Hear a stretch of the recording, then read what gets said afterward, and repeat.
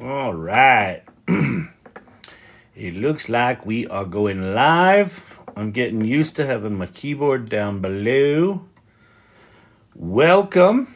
Nancy was shaking. Hey, hey, hey. Hi, hi, hi. What's happening? Happy Sunday night, everybody. I'm fresh off of watching Barbie. I'm all I'm all plasticized and ready to go.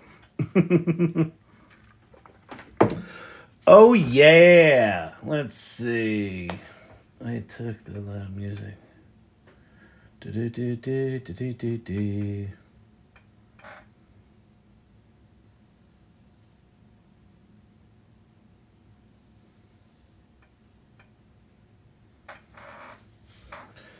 Hang on.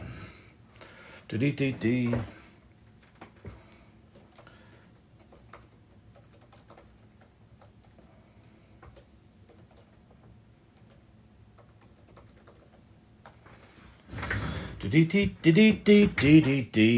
Welcome everybody to the AI Learning Lab. Yeah.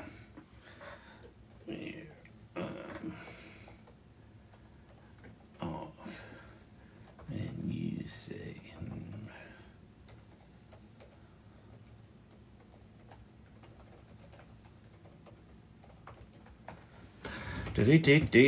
Howdy everybody. Sherry D with Shakin'.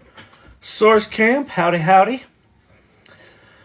Happy Sunday. Oops, I have the wrong thing up. Oh, what was I going to do there? I was going to put ChatGPT, because I have a feeling we got to do some ChatGPT tonight. So let me go do that. And let me log in. Do-do-do.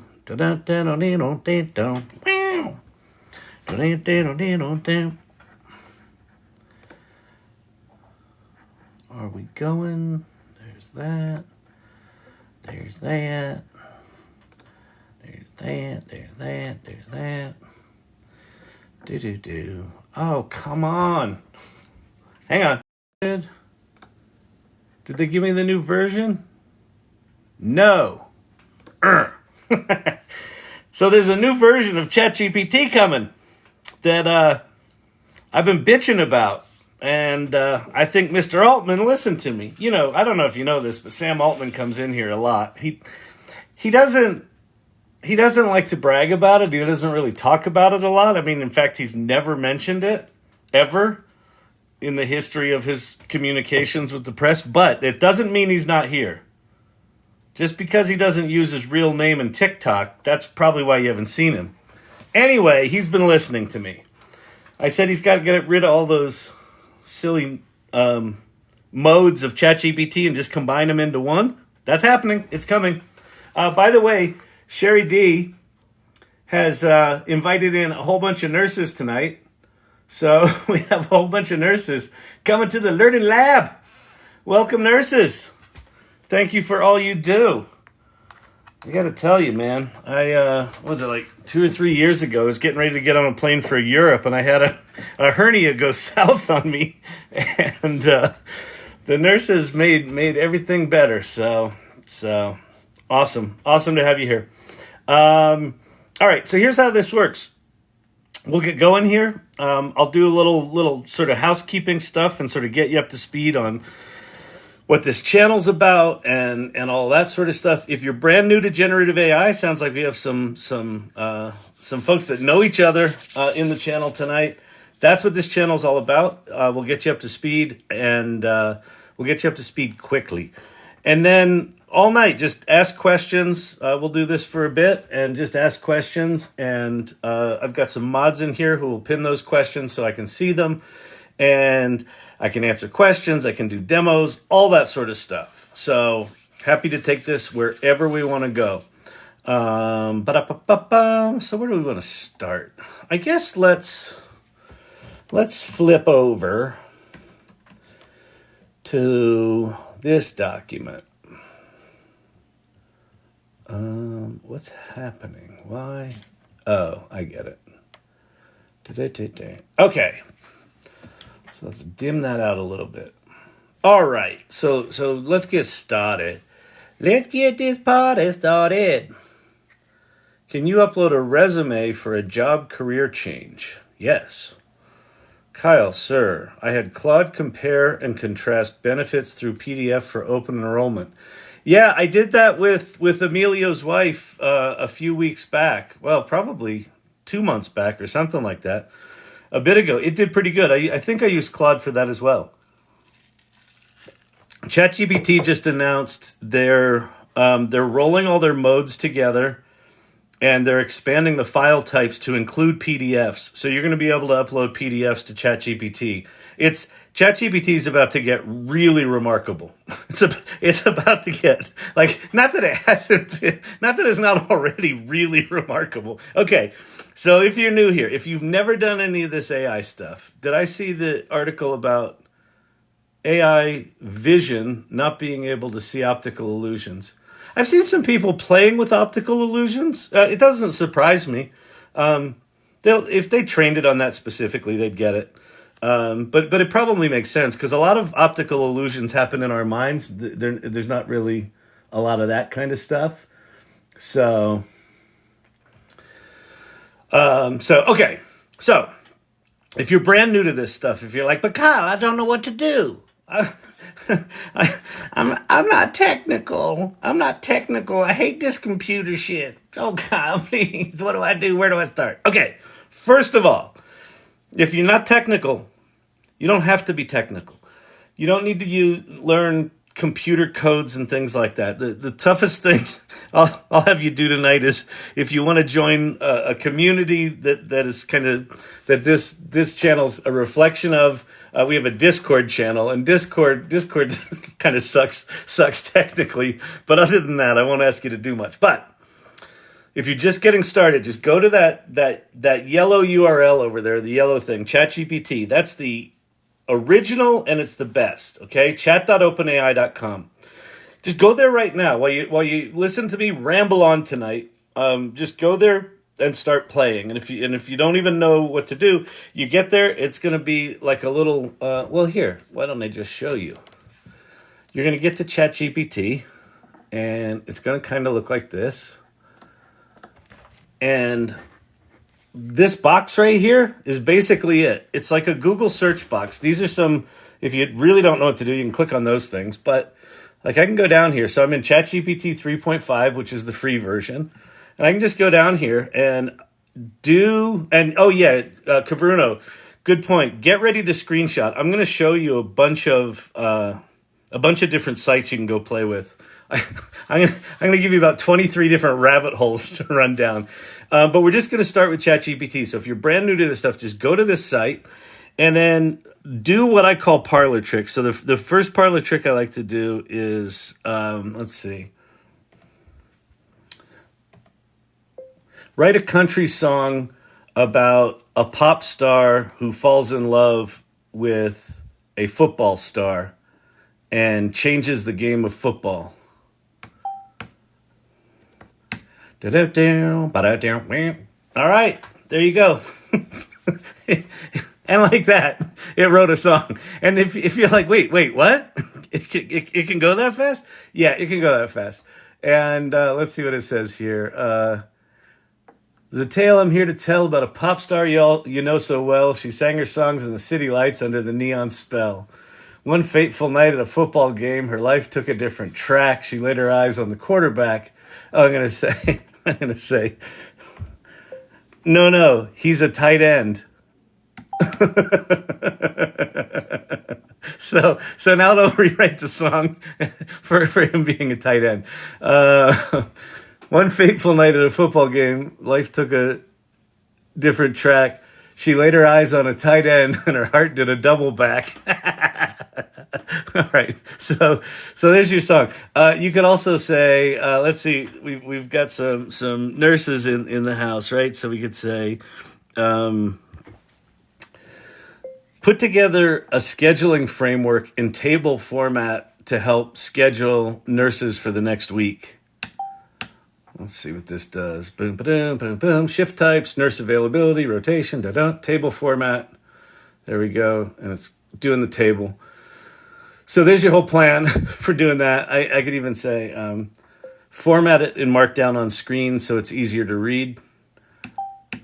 And then it should make us a nice table that's easy to read instead of the code one it just gave us. No, it's doing the code one again.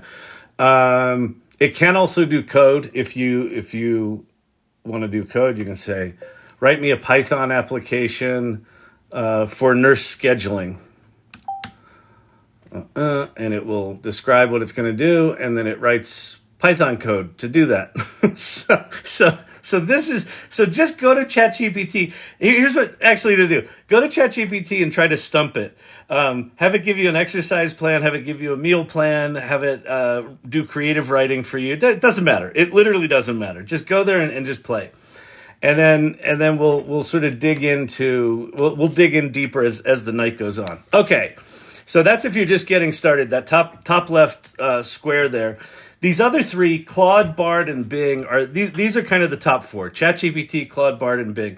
Claude is a bunch of ex-OpenAI people, so they used to work at ChatGPT. They helped invent GPT-3. And Claude is really good. It also just got $4 billion from Amazon and $2 billion from Google. So trying to compete with the $10 billion that Microsoft gave to ChatGPT. And then Bard is Google and Bing is Microsoft. So these are your big players. Should I get ChatGPT 4? Is it worth it? Unequivocally, yes. I think the $20 a month for ChatGPT is the best deal in software right now. By far. By far. I didn't think that a month ago. I thought it was a toss-up. I paid for it, and I'm like, yeah. And I'm not affiliated with it in any way for what that's worth. If you're curious, hey, how much? What did someone say? Some troll came in here and said, "What do they pay you for this advertisement?" They don't pay me shit. Kyle, you should be proud of me because I finally bought GPT-4. Far out. Be not afraid. See, living up to your name. Wife thought I was using fraud.ai to help her with a paper. It was Claude, of course. There you go. It depends on your philosophy, I suppose. Okay, thank you very much, Be Not Afraid. The other thing on this slide, the prompts.chat, that little thing down there, prompts.chat, what that is it's just like a Google Doc. Oh, thank you so much. That's really generous and very sweet. It means a lot. Prompts.chat will help you kind of understand how to talk to these things. It'll give you prompts that you can copy and paste. It's pretty great. Let's see. It would be funny if the paper was about fraud. That would actually be really good. But prompts.chat will get you started. Okay, so let's move down this list. Get ready to screenshot. Okay, here we go. So, screenshot this. This is kind of your next four. I call this the kids table. Pi is a conversational large language model. So like ChatGPT, but designed for conversation. So if you download the iOS version of Pi, there's a little button where you click the little phone button and you can just have a conversation with it. It's really quite good. It's quite compelling. It's connected to the internet. I'll demo it later. Perplexity is good if you need to do research. Poe's good if you want to play with lots of different models. You can make your own value.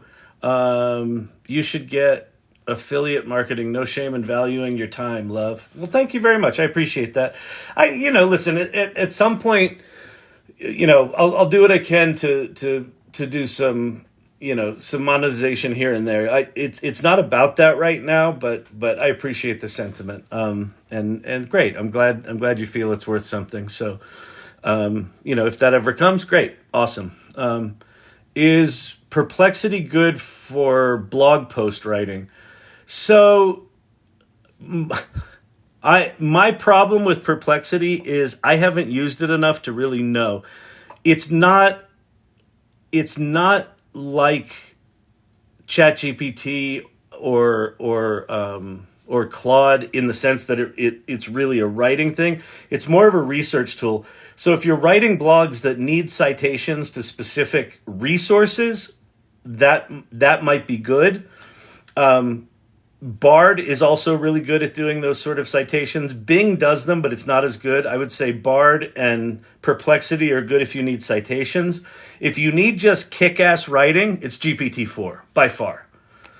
GPT 3.5 isn't bad, but GPT-4 is just of another level. And also, if you can't afford the $20 a month for OpenAI's ChatGPT-4, Bing.com is built on top of GPT-4. So it's got some safety guardrails on it that make me not like it. But if you can't afford the $20 at OpenAI, Bing.com is free.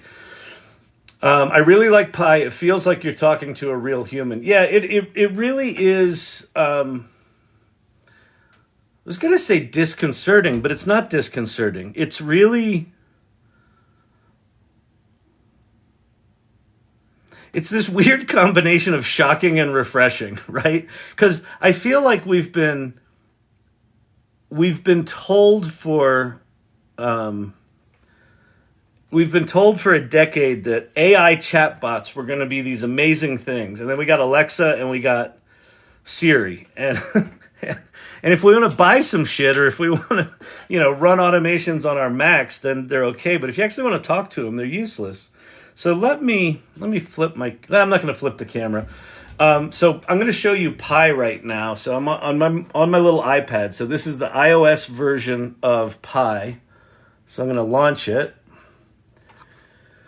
And then it shows you, these are like little starting points, things you can do with it. But in the lower right-hand corner of right next to the chat box is that little telephone icon. I don't know if you can see that, but whatever. So I'm going to click on that. And then Pi's going to go into conversation mode. And I don't have to type anything. I can literally just start talking to it.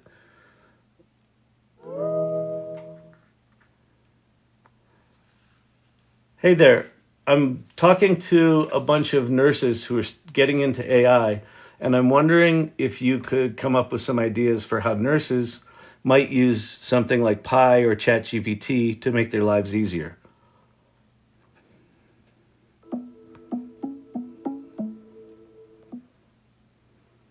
Hey, here are some ideas of how nurses can use AI to streamline their work and make life a bit easier. Automatic documentation. AI can help nurses automatically document patient information, such as vital signs and medications, in real time. Drug interaction checking.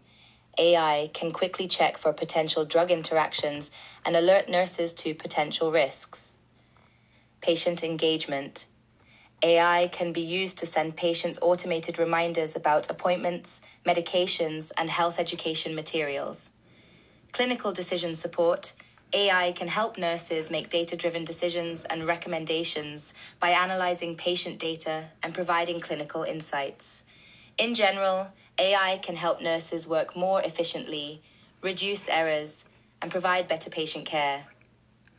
What if they just wanted to have a conversation with you to take their mind off things and relax?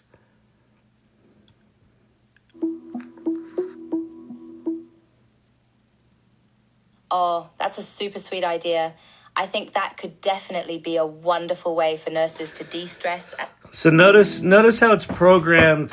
I think that would be a super sweet idea. Oh, let's help you with that. There's just something compassionate and really interesting about it. So that's Pi. Okay, let's keep moving through the list. Get ready to do some screenshotting. I'm an EMT by trade, and AI has me very excited. I think once you move past the initial sort of freak out of wait, what is this stuff? What can it do? As you'll see, you may have your Kevin McAllister moment with AI, which is this one. And kind of once you process through that, it starts to get quite exciting. And what I'm experiencing on the live here is that a lot of people that keep coming back night after night, watching their evolution is really, really exciting. So anyway, all right, cool. So if you want to make pretty pictures, you see, all your friends and, sending out these cool pictures on LinkedIn and Facebook and things like that. Well, how are they doing that? They're doing it with one of these. One of the things you get when you pay the $20 for ChatGPT is you get DALL-E 3, which is very, very high quality image generation within ChatGPT. What's nice about it is you don't have to learn image prompting. Like you don't have to learn like all the photographic styles and camera lenses and whatever, all the stuff that you need to learn to be a good image prompter. You don't need to learn with this. You can just ask it to make stuff and it will do the prompting for you. It's quite amazing. And in fact, all the images that, I show in here, most of these are things that I didn't even make. So we've got a Discord for this thing called the AI Salon, which I'm going to talk about. And a lot of the irregulars, who are the people that show up here regularly, and they've nicknamed themselves the irregulars, we actually hang out on Discord with a lot of other of the community called the AI Salon. And so they make these images. So as I'm talking, we'll come up with a joke. They'll make the images. I show the images here. It's a lot of fun. So all of these were done in DALL-E. And so all of these were done not so much with prompting an image, but just kind of saying, hey, I kind of like an image that looks like this, which is prompting. But you just basically give it an idea, and it does the actual prompting of the image. So it's a very, very smooth process, and I'll show that. So anyway, that's DALL-E. The other big deal here is Midjourney. If you want high quality art, Midjourney's still kind of king of the hill, but very much being challenged by DALL-E 3. Leonardo, also impressive. It's a website that sits on top of this thing called Stable Diffusion. And then if you work for a company that's a little skittery about, legal stuff, then I'm having weird electrical things, like the lights are blinking and my phone just flashed. So if I blast out of here, it's probably just because we just had snow here in Denver, so I don't know what's going on. Can you still hear me? Am I still live? Can you hit the heart, like double tap the screen so I can see if there's so I can see if you still love me? Okay. All right, there's a heart. All right, there we go. Listen, it's not that I'm insecure, but if you could just make make a lot of hearts go, just so if I don't see the hearts going, I think you hate me. So I really do.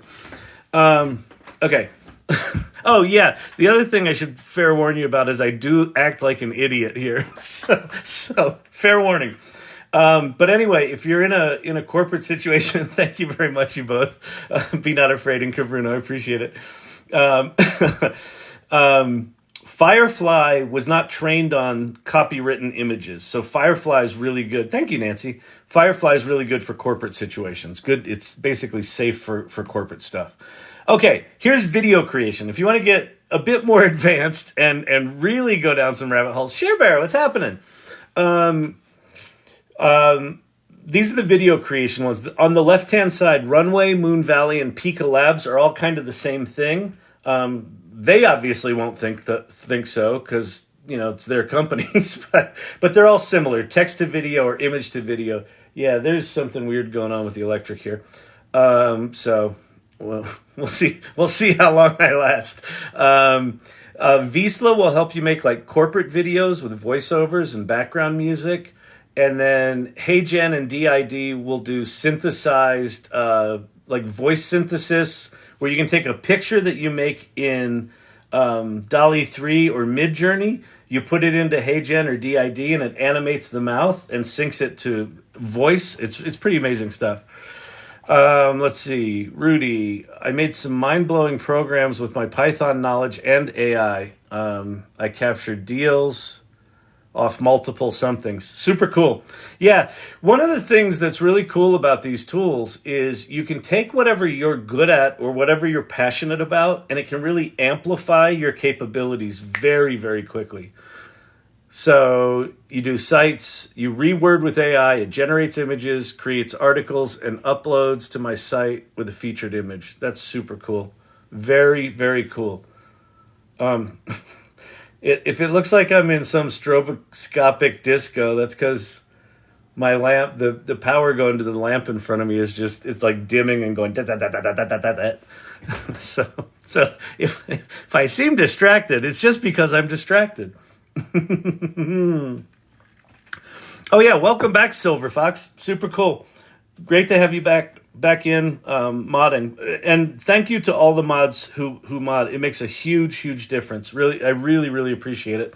all the work you do. So basically, there are people that show up here a lot, and we hang out on Discord and stuff like that. But they basically volunteered to take all of the chaos of all of your comments and make sense of it for me as I'm doing this. So I'm free to just do my thing. So it makes a big difference. Okay. Those are the video creation things. I'm going to go through these last bits a little quickly. Music and audio, 11 Labs. If you want to synthesize your own voice, thank you, Silver Fox. You're so sweet. If you want to synthesize your own voice or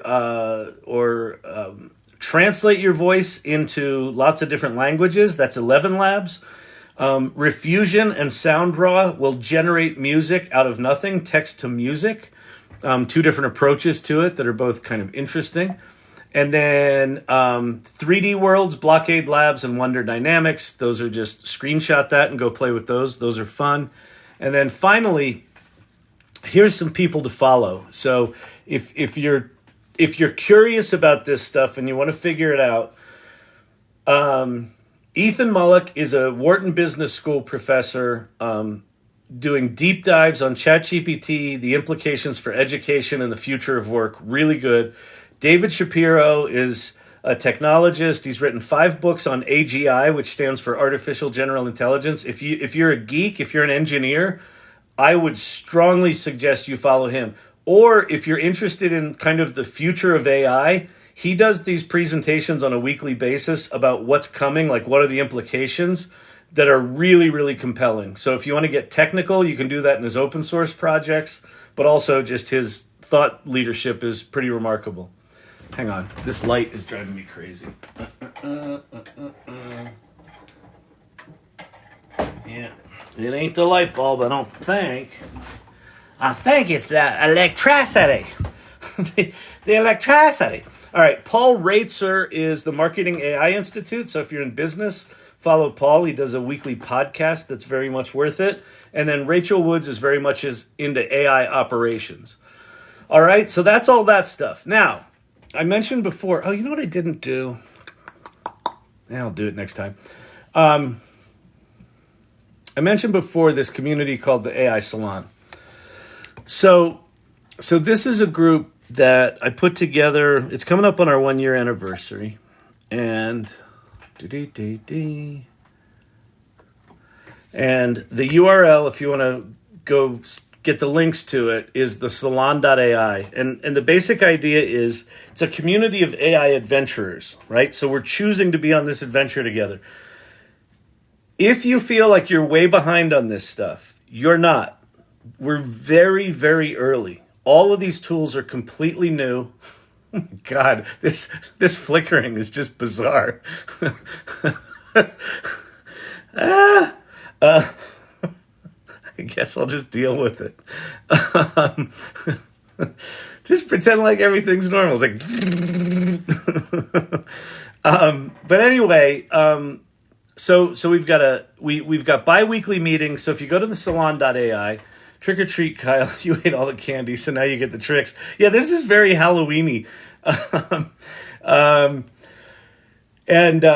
We meet every other week. We meet in person here in Denver, and then we meet online as well. We have speakers. The speaker next week, not next week, the following week, is a woman named Cindy Kuhn, who's a futurist, really amazing woman, super cool, really into this AI stuff, totally enamored with it like I am. And so she's speaking, and then we have this Discord server. And so the third link on the link tree at this URL is the link to the Discord server. So if you haven't been to Discord, what's nice is there's a bunch of people in here, Vicky and Sherry D and Nancy and a number of other people. When you join, in the introduction channel, introduce yourself, and they'll sort of welcome you in and things like that. We also have a private channel just for these lives, called The Irregulars, and if you're a subscriber to the channel, you get access to that private channel. So there you go. The values of the salon, right? This isn't just for anyone. Like this is. I want to create a very particular kind of community here. What's nice is it's happening, and I'm really excited about it, and I want to keep it. I want it to grow. But here's some of our values.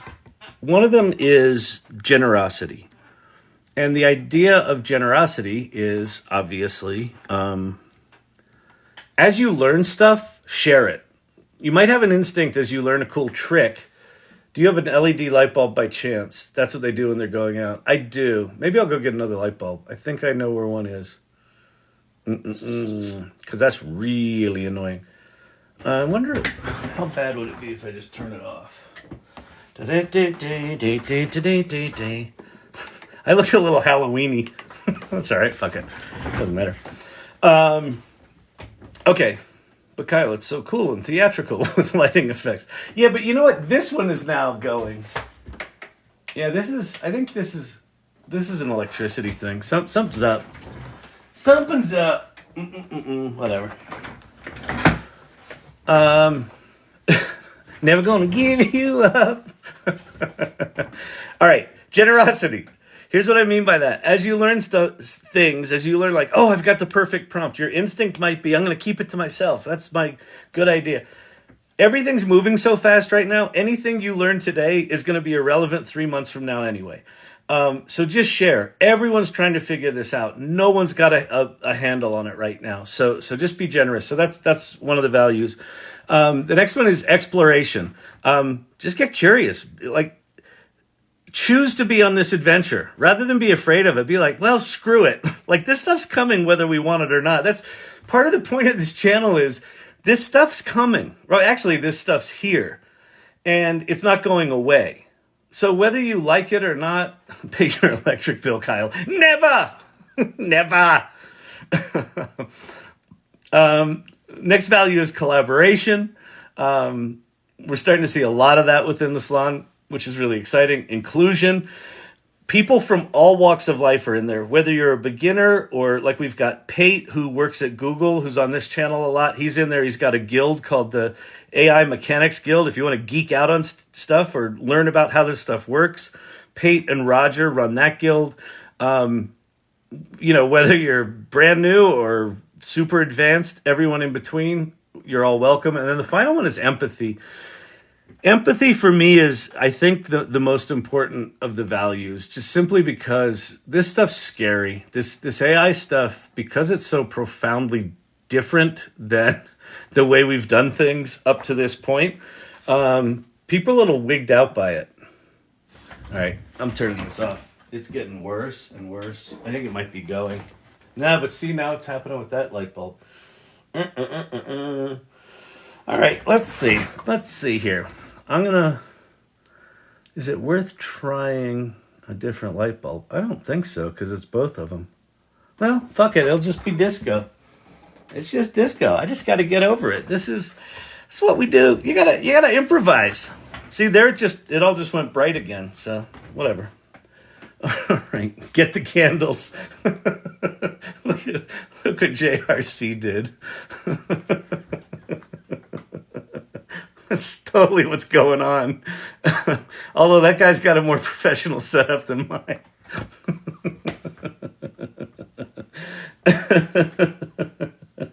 Oh man, that's hilarious. Oh, cool. Look. So one of the things so while I'm talking, the irregulars are in the channel making, disturbing mud-covered monkey images, Joker. But look what JRC did for the nurses that are in here. So these images were just created for y'all. How cool is that? Thank you, nurses. Those are all done in DALL-E. Amazing, huh?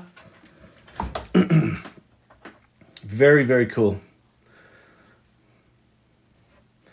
All right, so next we see a beam of light that comes ominously from the ceiling, and and then I've got the 12 minutes I can't account for in my life, and I'm on some documentary with Stephen Greer a year from now.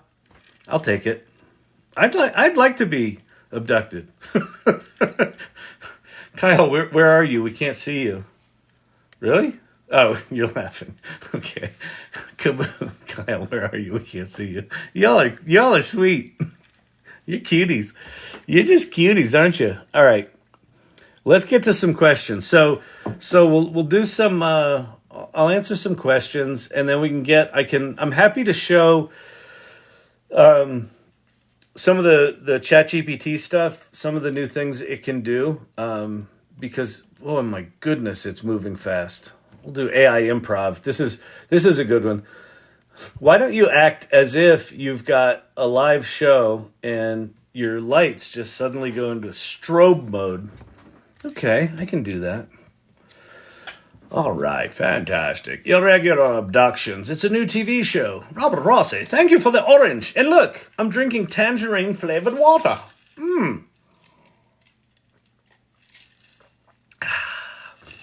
Vitamin C water. Oh, one other thing I forgot to say. You can make money with ChatGPT. Resume upload, please. New job. Okay. Jeez. Do you remember the other night when I tried to find a resume? It was a nightmare. Actually, you know what I'm going to do? I'm going to try something here. Let's see. There's probably a bunch of ways we could do this.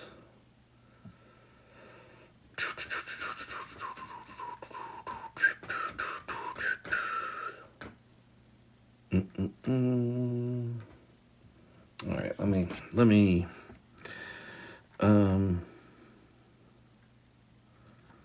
resume for healthcare jobs.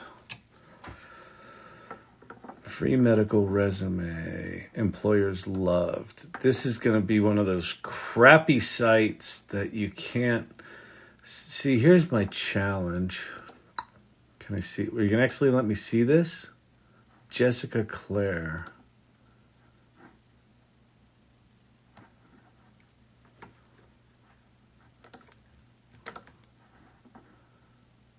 I'm going to save the image as... So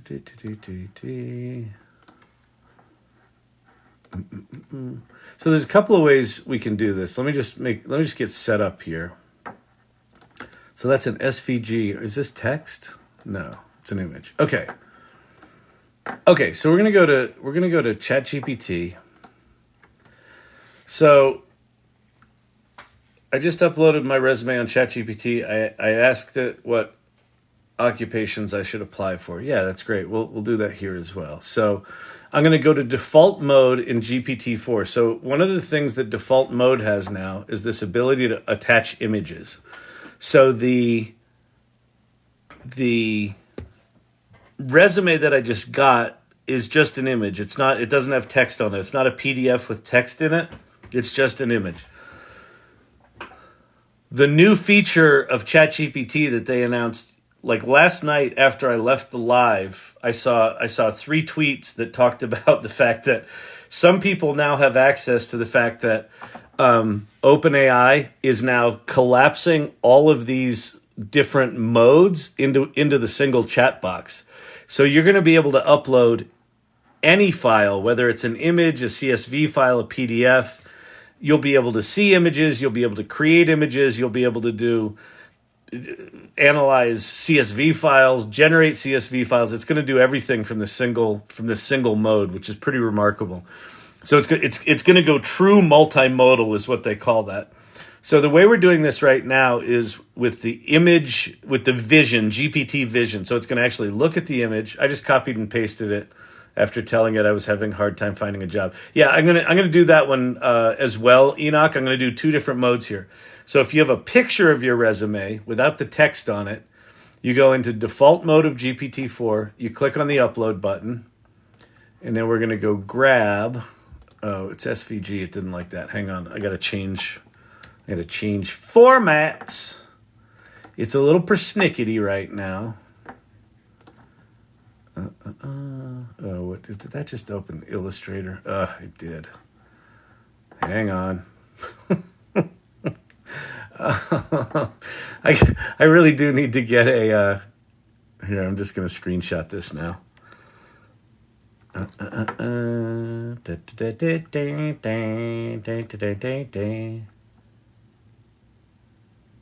Okay. Okay, whatever. What just happened? Oh.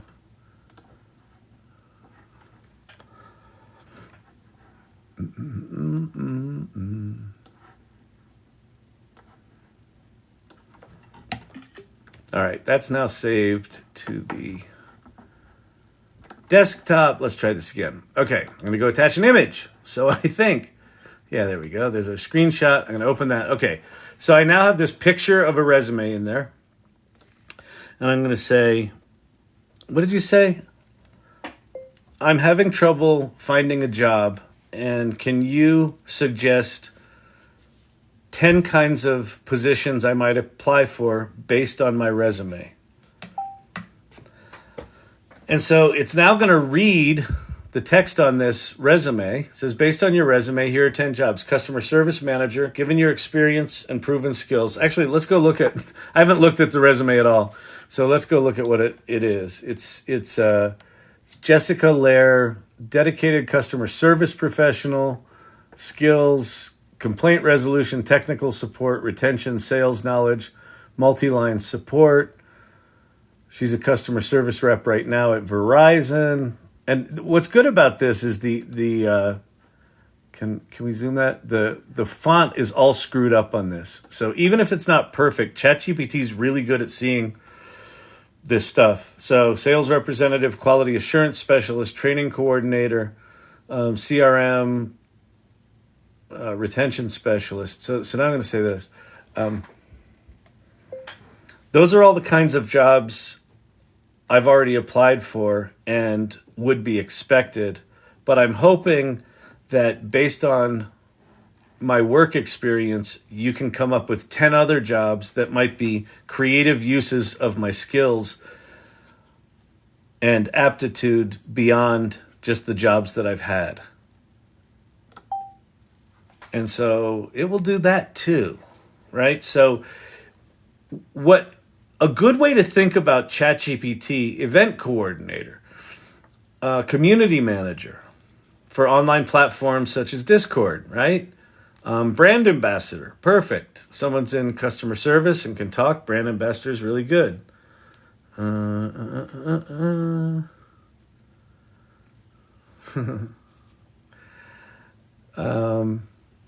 Workshop facilitator, personal shopper. So that's that. Now, the other thing you can do, I'll show you another thing that I've done that's kind of fun, is I'm going to go to my LinkedIn profile.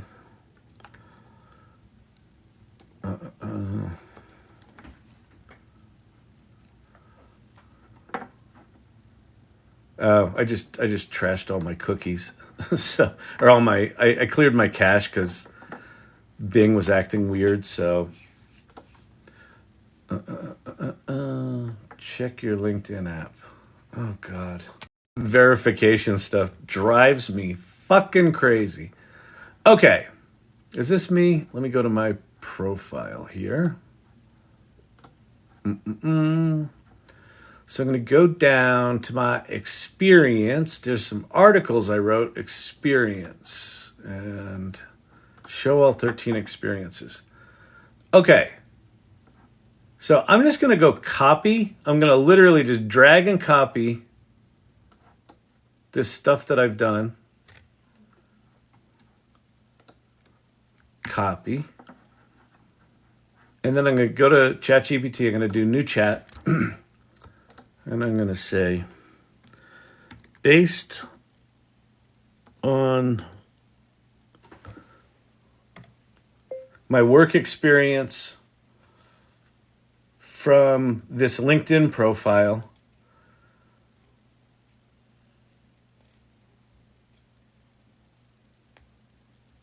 can you recommend 3 kinds of jobs I might apply for given my history? And then I'm going to hit Shift Return. I'm going to paste in my experience and then just watch what it does.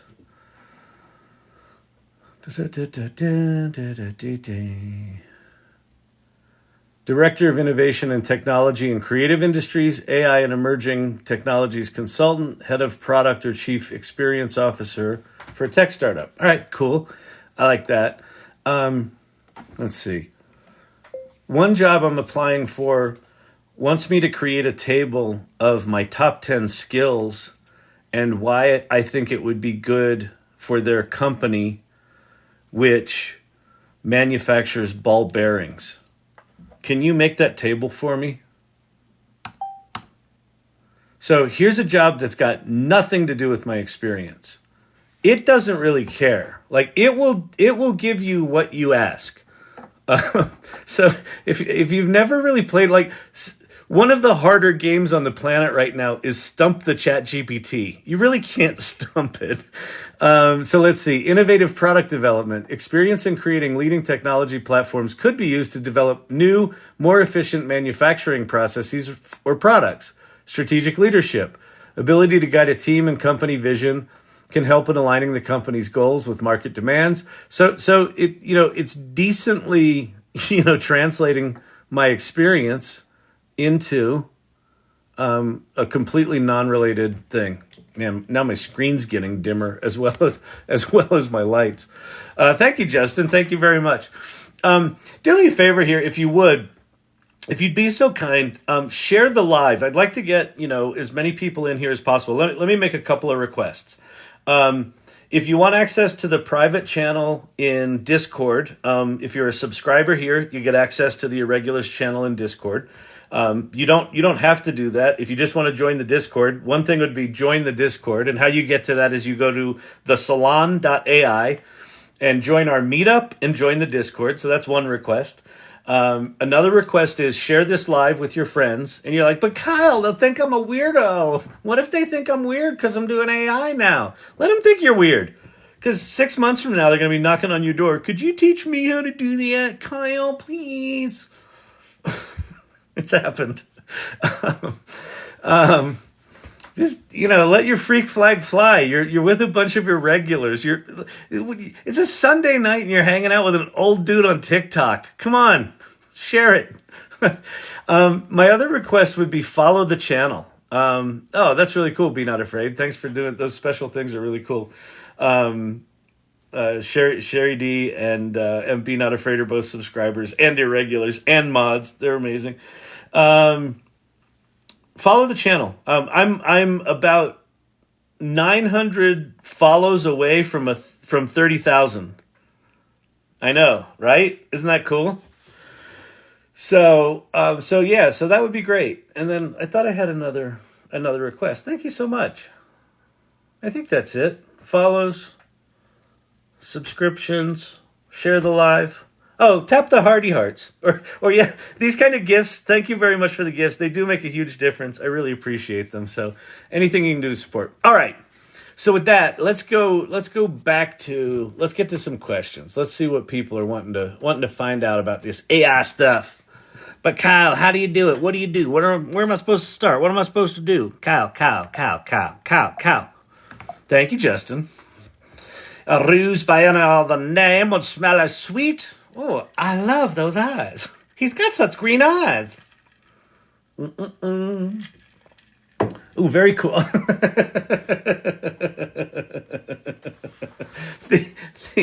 the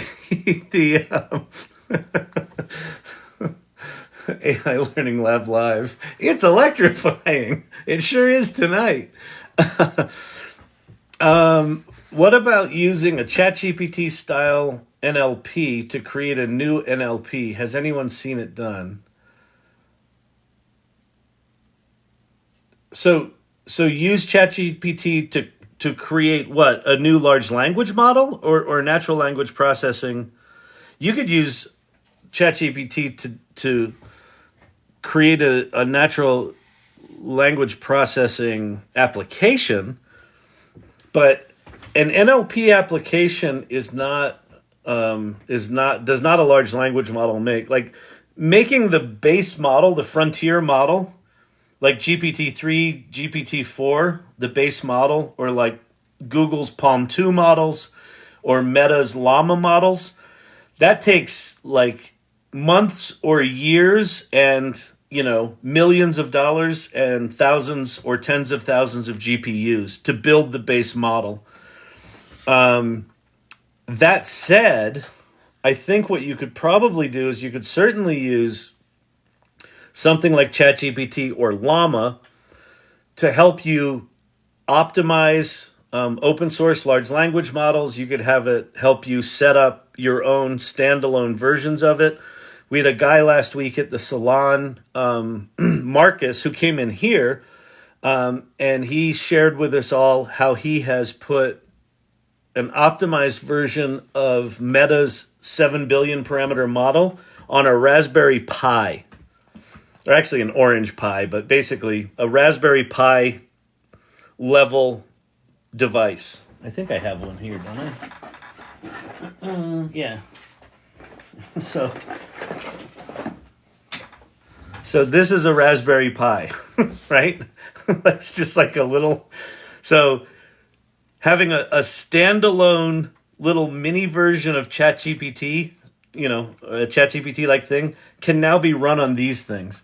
The implications of that are huge. I mean, it means they don't need a lot of power, and you don't need to be connected to the internet. So you could be out in the wilderness and be like, I need to do some problem solving here, and you've got a partner there. They're even multimodal. They can analyze images now. How do you create a Jarvis-like AI assistant without coding? Oh, that's a really good one, Catnip. We could do that.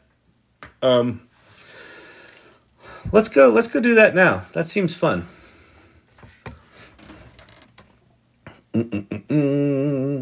So I'm going to start with ChatGPT 4 because it's just better. I'm going to just stick in default mode. I'm going to say,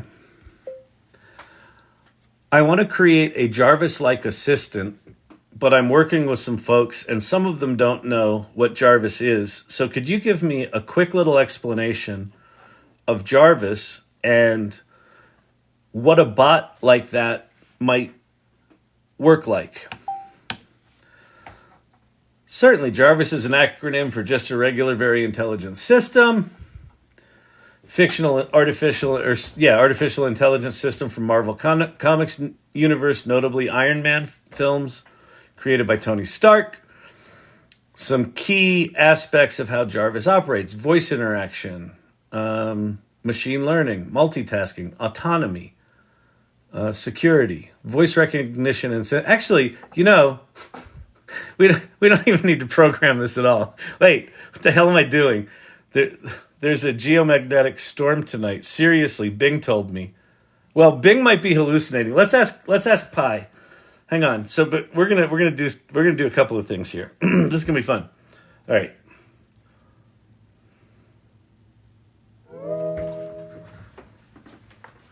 Hey, I've got a bunch of flickering going on in my home office, and someone just told me that there was some sort of solar activity this evening. Is that true?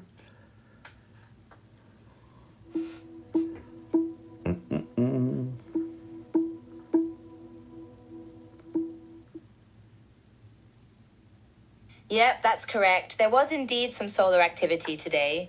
The sun was emitting what's known as a solar flare, which is a burst of radiation and charged particles that can cause disturbances in Earth's magnetic field. The National Oceanic and Atmospheric Administration, NOAA, has predicted a stronger peak of solar activity in 2024 than originally anticipated.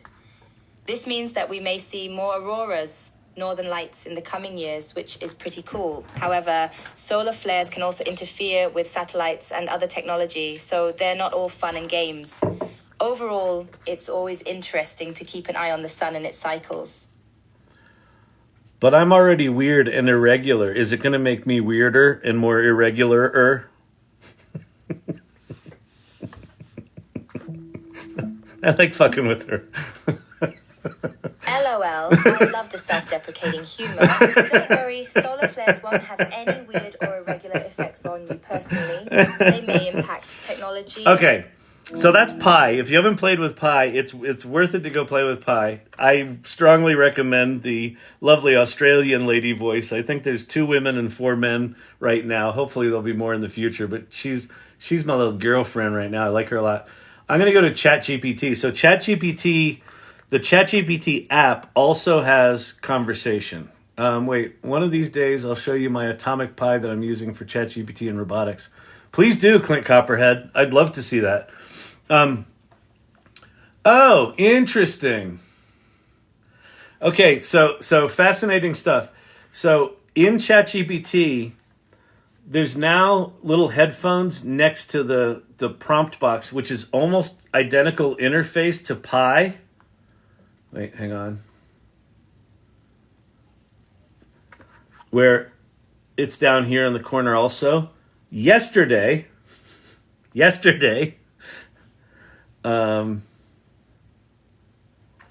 that little headphone thing was in the upper corner. It was up here. It was lost. So this software, all of these softwares are evolving in real time. So if you're new to this stuff and you're just like, I'm just trying to figure some stuff out. Just know that anything you learn today in the next week it's going to be different. So get into an adventurous mindset because this stuff's changing a lot. But I'm gonna get back to this Jarvis thing.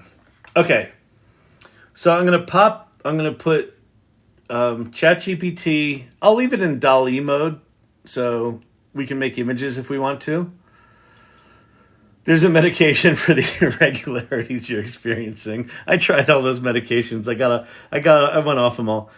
And that's why I'm more neurospicy than ever. But I like being clear-headed, even if I've got zero executive function. It's just big block of cheese up here. From kind of here forward, there's not a lot of signal going on. Okay, so what I'm going to do is I'm going to pop ChatGPT into conversation mode, and I'm going to basically do what I was just doing in desktop ChatGPT.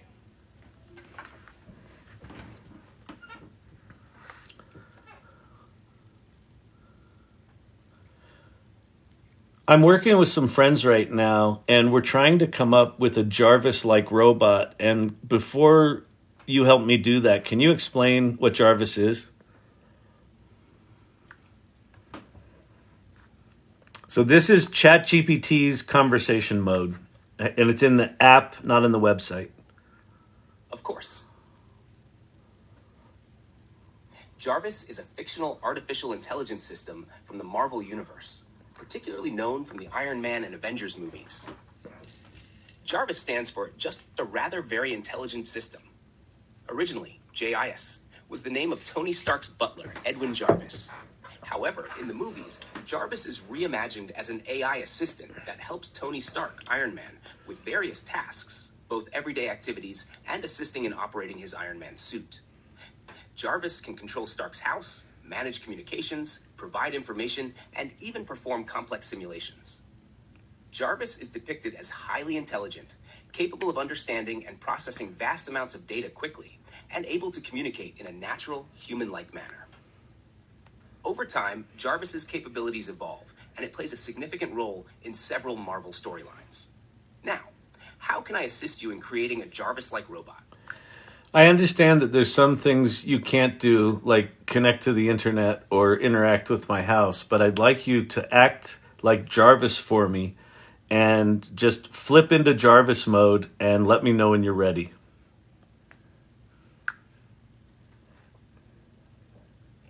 All right. Switching to Jarvis mode. Good day. Jarvis at your service. How may I assist you today? There's some bad guys at headquarters, and I want you to lock them in the office. Can you help me? I don't fucking know.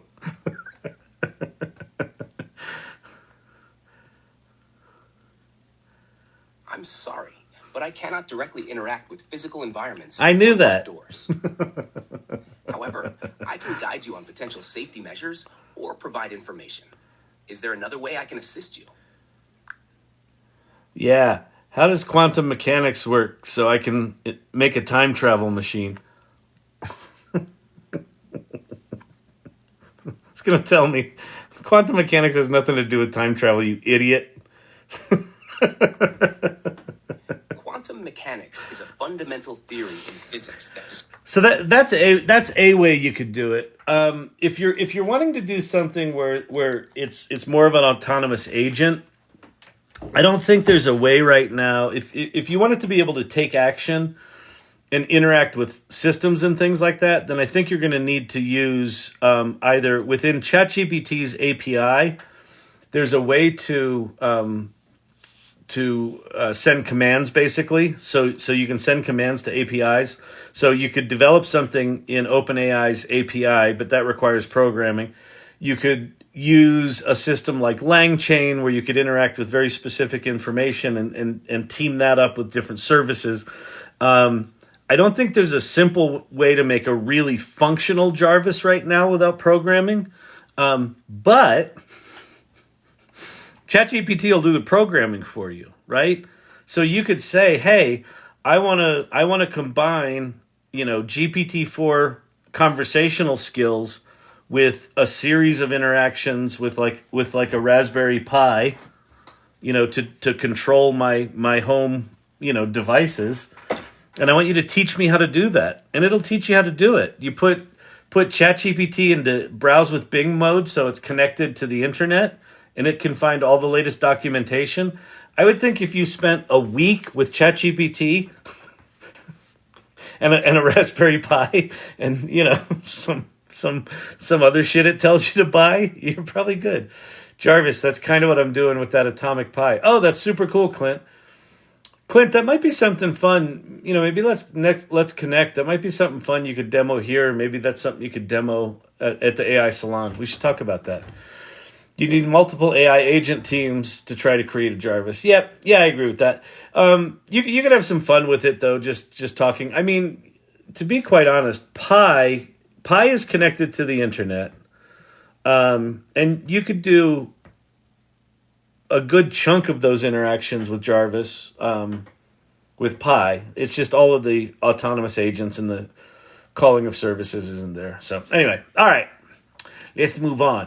Let's do something else. Shall we? Yeah, let's do that. AI Learning Lab, join now. Fantastic, Bob. Tell him what he's won. You can make money with ChatGPT. So what's this button about? Why do I keep doing this? Why is that voice so annoying? That's what I want to know. Is the app only for paying members? No. The ChatGPT app is available to everyone, but all of the advanced features, so things like DALL-E, GPT-4, Vision, advanced data analysis, plugins, I think that's it. All of those you only get access to if you're a paying member. But GPT 3.5, I don't know if conversational ChatGPT is part of non-paying GPT. I don't know. I don't know. But Pi is free. So Pi, the app, how you spell it is P-I, not P-I-E, just P-I, like that. And it's free. And it is connected to the internet. Who won the F1 race today?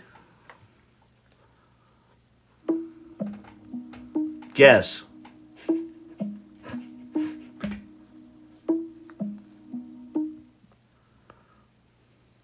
The winner of the F1 Mexico City Grand Prix 2023 was none other than Max Verstappen.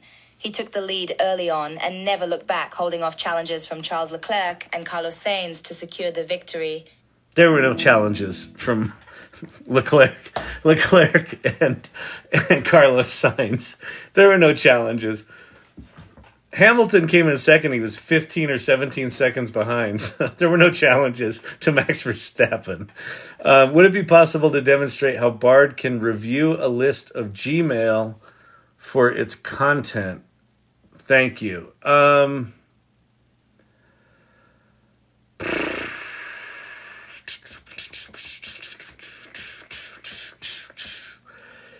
don't think I can, because The problem with the way they've got Bard set up right now, you can't, unless it's changed, and it's possible that it's changed, you can't use Bard on a Google Workspace account, which is basically if you pay for Google, you can't use it. You can't use the AI shit, like search all your Gmail shit.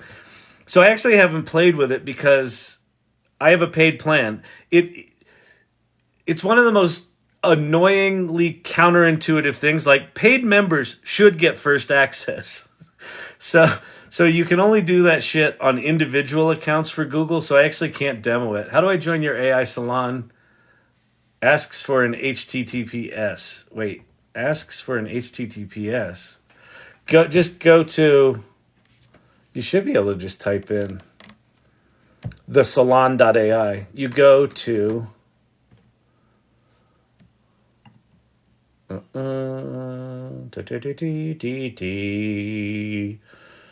go to that URL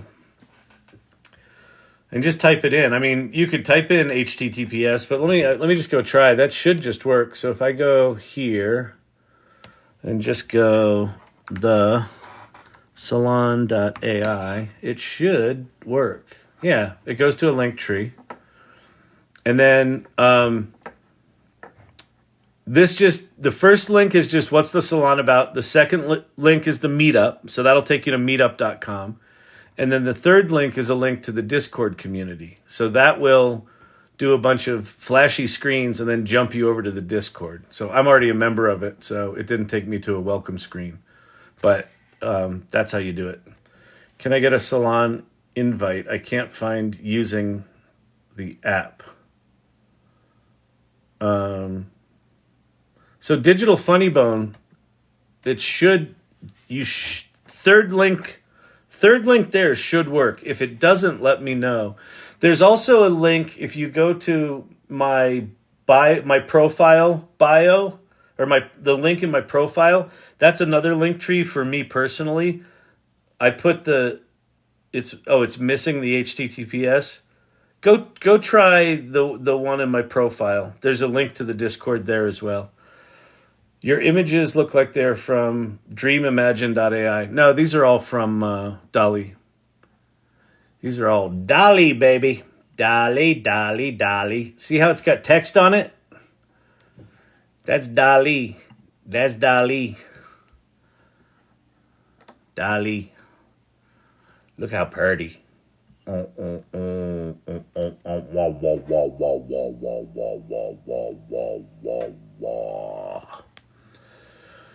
Yes, that's what I was saying. Also, you can go to the link here. Go to the invite, then the 3-dot upper right corner, open in the browser.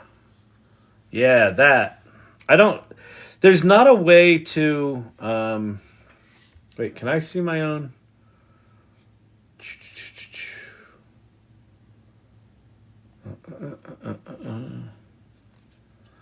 How can you create a logo design for a new modern pharmacy using AI? Let's go do that. We can do that right now. How can you create a logo design for a new modern pharmacy? Uncle Joe Master Resell Rig. I like it, Uncle Joe. Good name. Tell me a bit more about your modern pharmacy. Give me some brand attributes, or just some elements of your business. Pop them in the comments below. And so here's what we're going to do.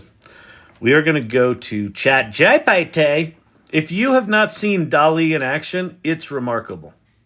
It is remarkable. Your starship will be obsolete before it gets off the ground.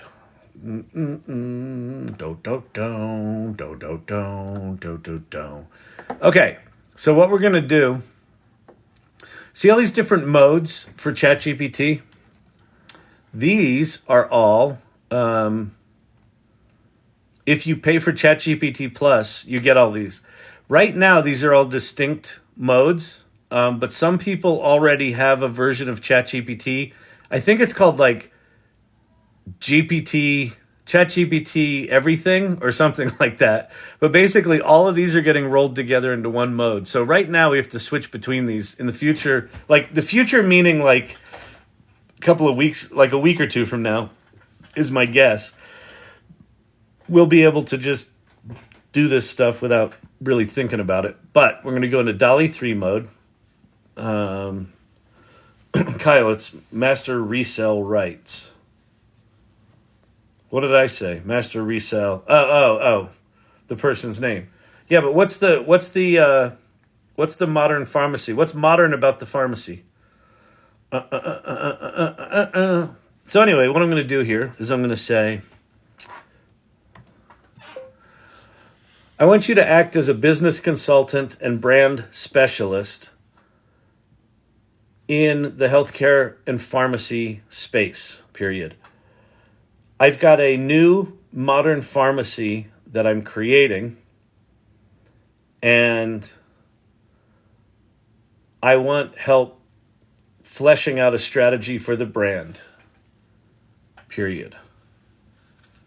It embodies sophistication, modernity, and a clean aesthetic, and uses automation to ensure that people's insurance is always used to maximum effect, and they never have to wait in line for their prescription, period. It should be the opposite of Walgreens. Do you understand your mission?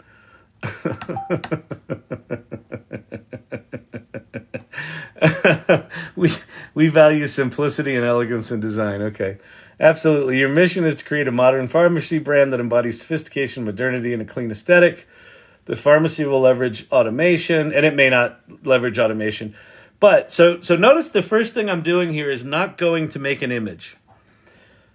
The first thing I'm doing here is providing ChatGPT with the context for what the brand is about. Now, I'm having it help me define the brand in this case because it's not my idea. But in your case, you could just tell it, here's all the things I like and I want and things like that. But let's... Brand name. The brand name should reflect the core values of sophistication. Consider names like Nexa Farm, Meticula RX, that's interesting, or Automedi. The logo, minimalist design. Color palette should be neutral tones, muted grays and whites, accented by a sophisticated color like deep blue or emerald green to convey trust and professionalism. Store design. All right, so, this is good. Okay, this is great. So let's say,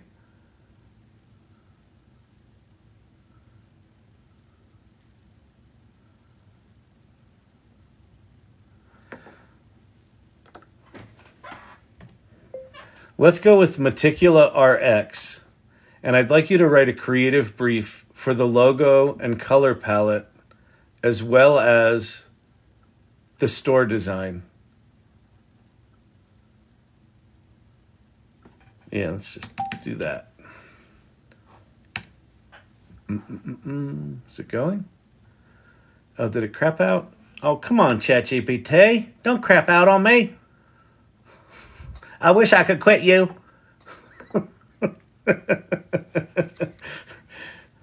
All right, we value simplicity and elegance in design. Creative visual identity. Imagery, a minimalist design.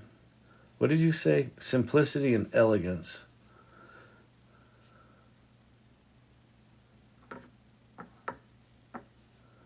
All right, so it's given us all this stuff.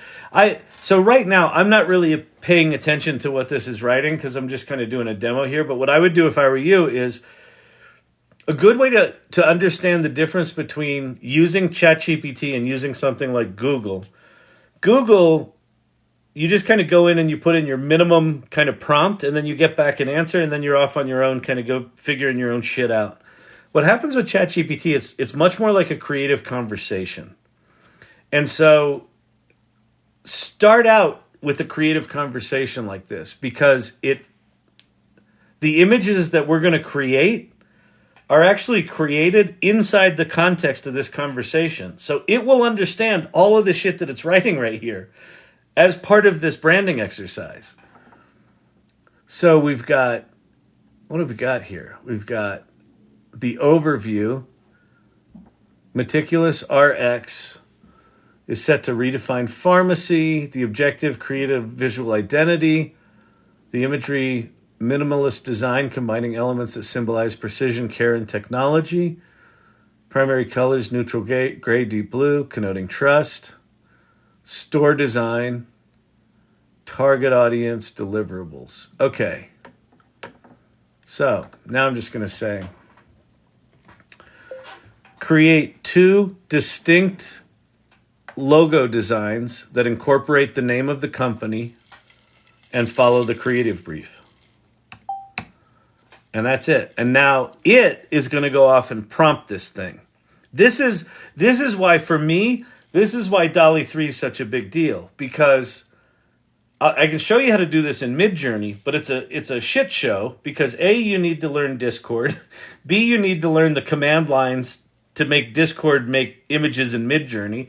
Then you need to learn all these parameters. Then you need there's just layers and layers and layers of complexity to creating an image with Midjourney.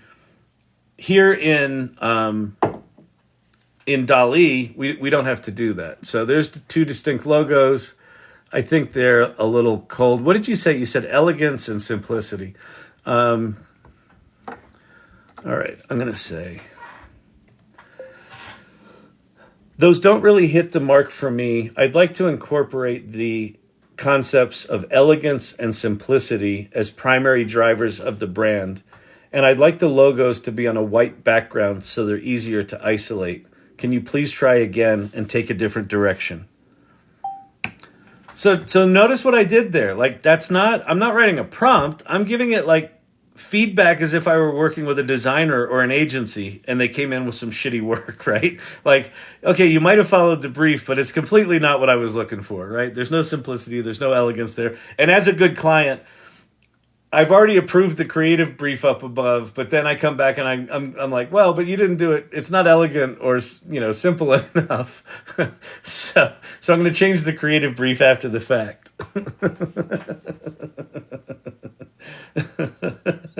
That's good, Silver Fox. Oh, no. That's hilarious.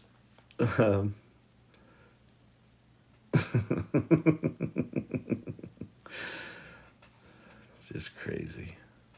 How to talk to ChatGPT. What's it doing? What happened? Oh, did it do it? Are we done? Oh, there we go. Lovely. It's absolutely looks like how many sperms can you get in a logo?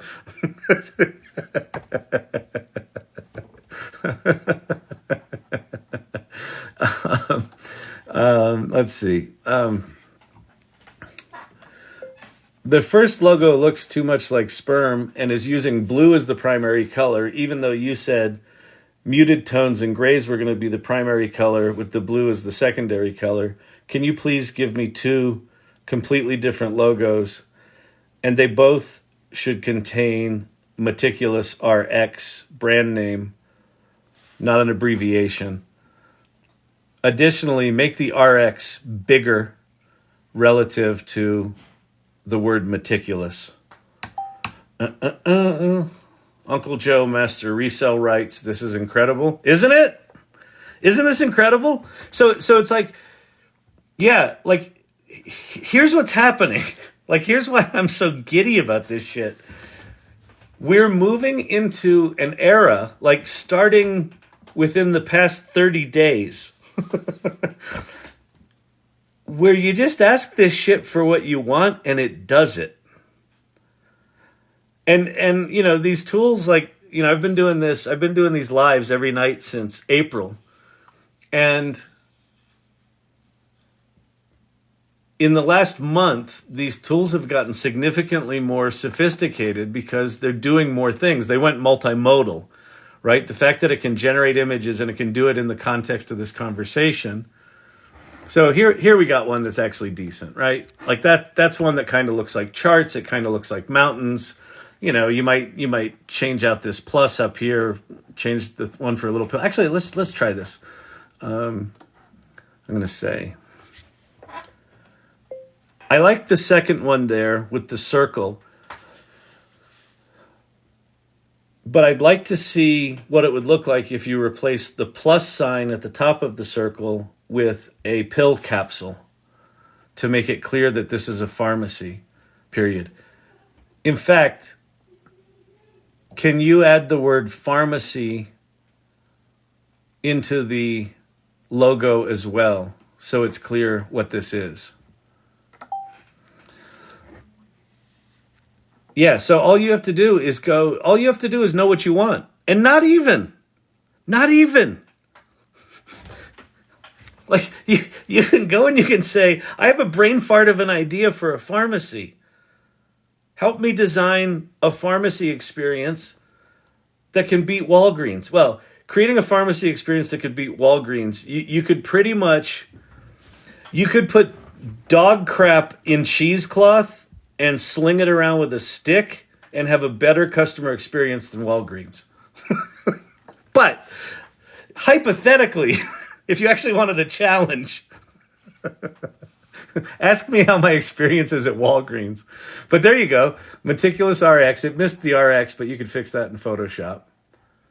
And it misspelled meticulous, but that's pretty good right there. Okay, so now, what else was in our creative brief? That's great.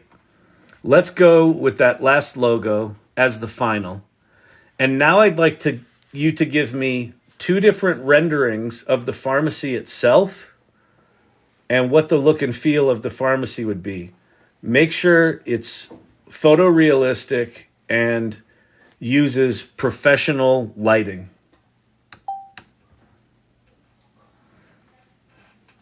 And so now we might even have it do some interior design for us, or some store design, which I guess is interior design.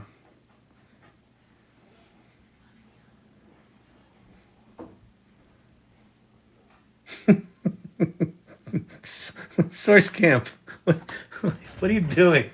Look at, is that me? Like some crazy Tesla cyborg getting zapped by the sun rays with the disco ball above my head? I like it. Don't get me wrong. I think you're onto something here. I think I got to up my office game. All right. I'm glad you're pleased with the logo. Now let's explore the interior for Meticulous RX. That's not bad. That does not look at all like a pharmacy, which is actually kind of interesting. But let me open this one in a new tab. And it's going to download it, I think. Yep. So we'll go here. We'll open it up.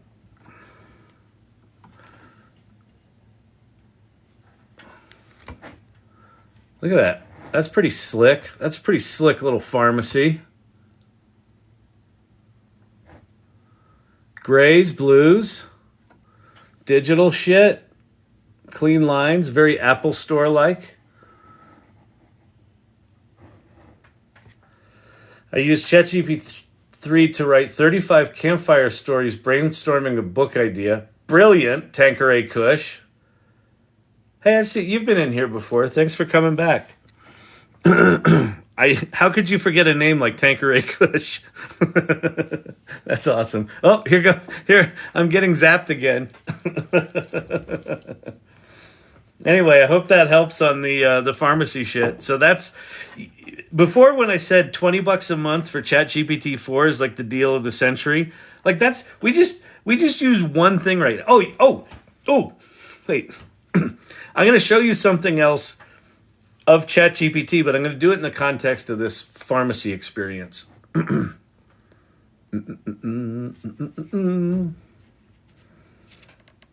Okay, let's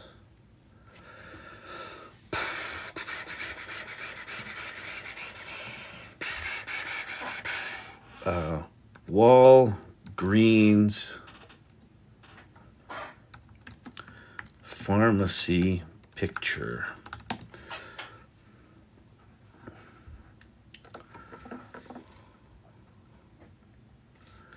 Walgreens pharmacy interiors.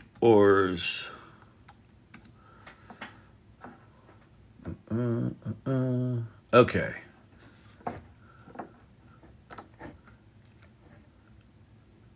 Okay. There's the horrific experience. Although that's the front of the pharmacy. All right, here's one going back. There's the pharmacy back there. That could be a good one. Let's get a couple of them. So we'll save this to the desktop. We'll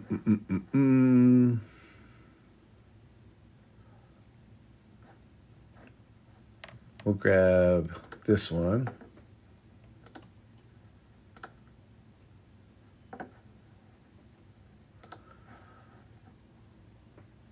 There's a method to my madness.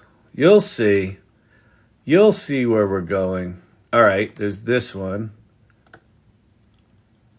That's a Getty Images one. That's okay. Copy image. All right, those three are good. So now we're going to go back to ChatGPT. I'm going to go new chat. And now we're going to choose default mode. So make images is DALL-E 3 mode. See images is default mode. Once they collapse all these modes, you won't need to know the difference. But right now, that's what you need to do. So you go to default, and then you have a little picture upload icon here. I think we can upload up to 4 images, and I selected 3.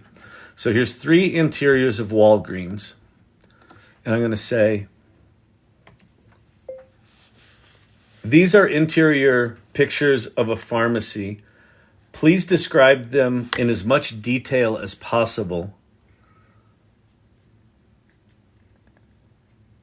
And in particular, capture the elements that might make this a less than appealing customer experience.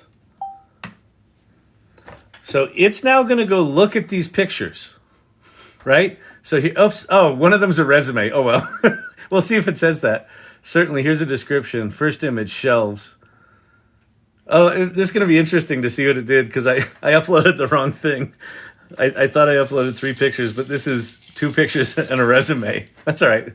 So let's see what it does with it. Hopefully it just says, you gave me the wrong thing.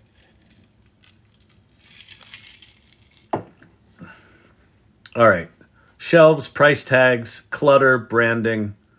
There's a noticeable clutter on the bottom shelf. Items not neatly arranged that can come off as untidy.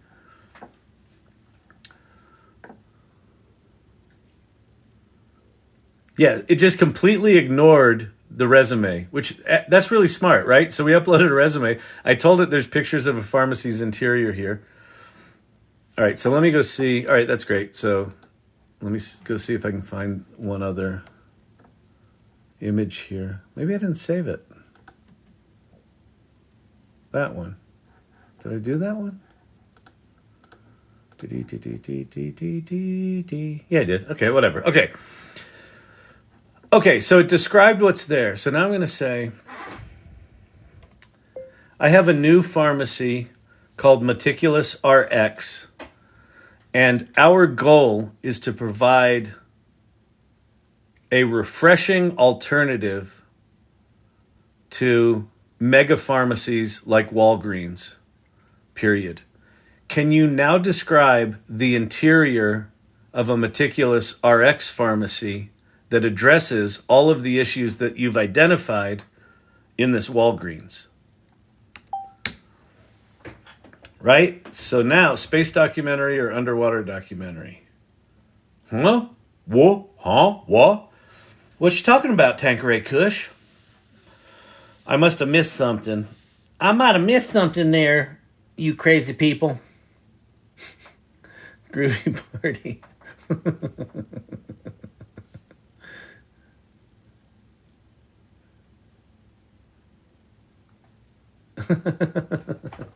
That's very cute, Vicky. How are we doing time-wise? All right, we're good. Okay, let's see. Let's see here. Oh, yeah. All right, so meticulous RX interior, the entrance, spacious, well-lit, central information desk. Right at the entrance is a centralized information desk staffed by a friendly associate. Shelves. The shelves are made of light-colored wood, giving warm, natural feel. Digital price tags, interactive kiosks, flooring. Floor is made out of anti-slip with a matte finish. Cosmetics section. So this is blowing it out. What sets Meticulous RX apart. So let's let this finish. Nighty night, Vicky. Thank you. Could you reverse engineer a photo this way, then rebuild it and get it close to the original? So Quick Take Jake. By the way, Quick Take Jake, 10 out of 10 on the name. Fucking love it. Never forget it. Quick Take Jake. Perfect. It says so much about you. I love it. Yes, I'll show you that. I did something earlier that blew my mind. So now what we're going to do, we're going to copy this description.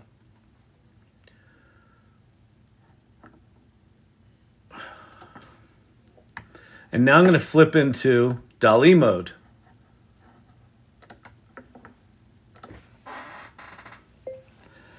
I've got a description of a new pharmacy I'm creating that has the name Meticulous RX Pharmacy.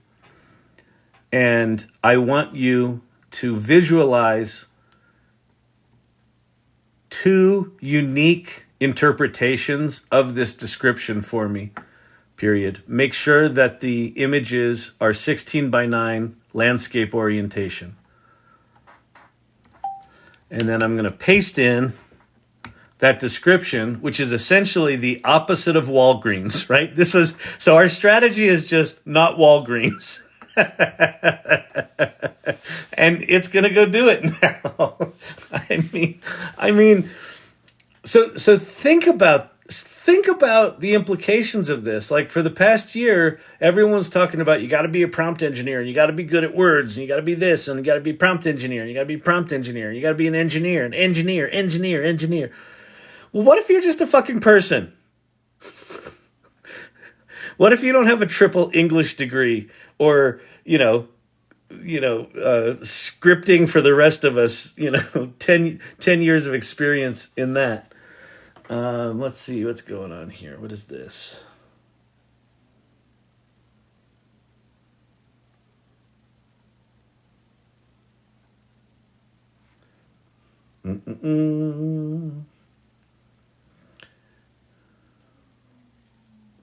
Oh, cool.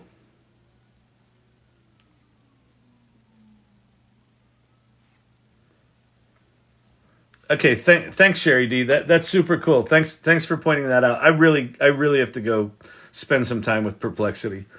I do, because it's getting better and better, and I think they just got a big investment.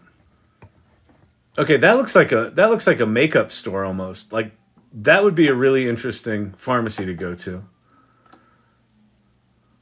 And there you go. Like, that's beautiful. Looks like a department store. So imagine if your pharmacy was like that, right? And not just like a shitty grocery store. So anyway, that's that. All right, let me show you the thing that I did in ChatGPT earlier, like right before I did the live, while I was watching Barbie, because, ADD and all.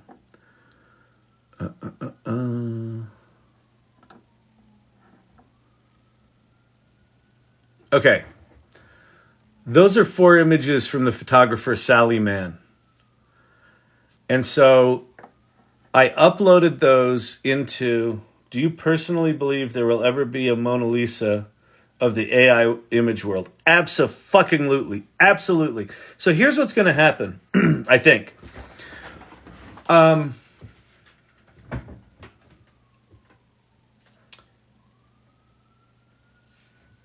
What tools like DALL-E do is they democratize art creation, image creation, to the point that literally anyone from any walk of life. Like Sherry D, who's one of the mods in here, and she's one of the irregulars.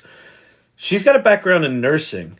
She is absolutely destroying it in she's like fallen in love with making images, and she's making images in Midjourney, she's making images in DALL-E, she's just killing it. Having a good time, kind of like rediscovering, like igniting this passion in herself. So there's a couple of things going to happen.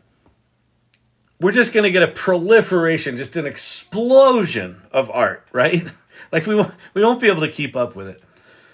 Most people are not going to dig deep with it. Most people are just going to dick around with it, and you're going to start to see a bunch of artwork that all looks really impressive initially, but all starts to look the same. And then one of two groups are going to emerge. Either existing artists that look at these tools as tools and say, ooh, I could take my aesthetic and I could reinvent it using these tools. And they will use these tools in ways that none of us would have imagined. That's what artists do, right? They interpret things. They see the world in a different way. They're going to see these capabilities. They're going to take them to a completely different place. So I think that's one group is going to be artists that take their existing aesthetic and amplify it. And then I think you're going to have the outliers, the ne'er-do-wells who are not from the art world and do not have art training. But because they've got a different background, because Sherry's got a nursing background of 30 years, she's got just different shit in her heart and head and soul. And when she makes these images, and if she keeps sort of diving down this rabbit hole, she's going to discover a creative voice for herself that is also going to be really unique.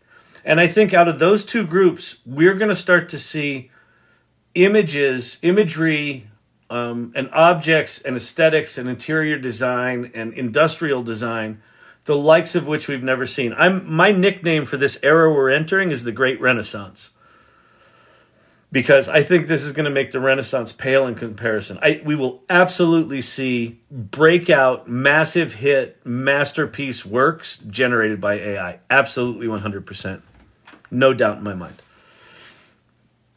I don't know when we'll recognize it, right?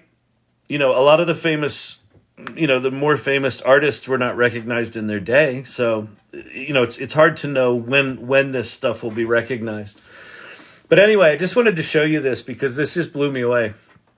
So I was doing a search for something on my hard drive, and this gang of 4 Sally Mann images showed up on my just in my thing. It said Sally Mann, these pictures. And I love her photography. It's just haunting and beautiful.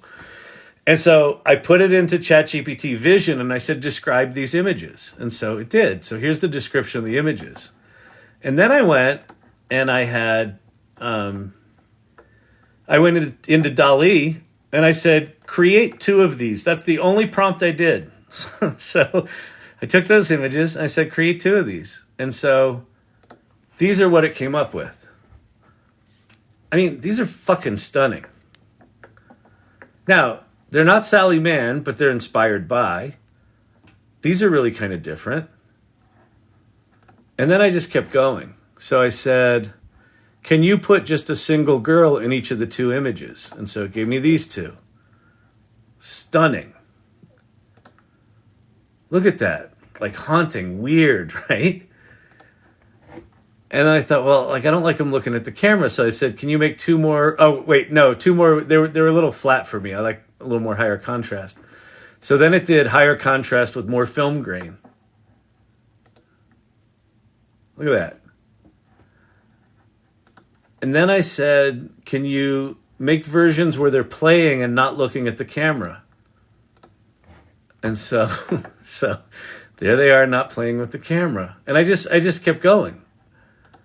And like this interaction was maybe, I don't know, 10 minutes to do all these.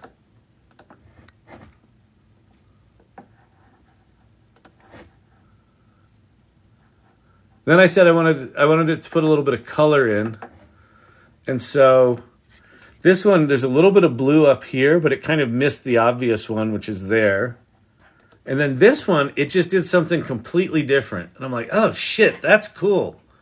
Right? That kind of like hand-colored thing on top of a photograph. Like, okay, that's kind of cool. And so like, think about this. If you're an artist, right? You could take your own work. And what this did for me is, I'm a photographer. Like, if you go to KyleShannon.com, that's my photography website.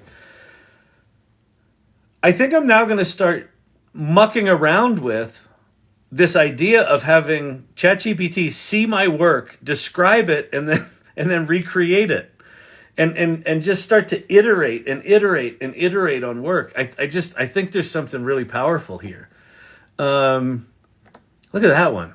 I mean, good God, that's gorgeous, weird, surreal. You know, this one where it got a little bit. I wanted it to do like the Schindler's List kind of thing, where there's a little bit of color in a black and white image.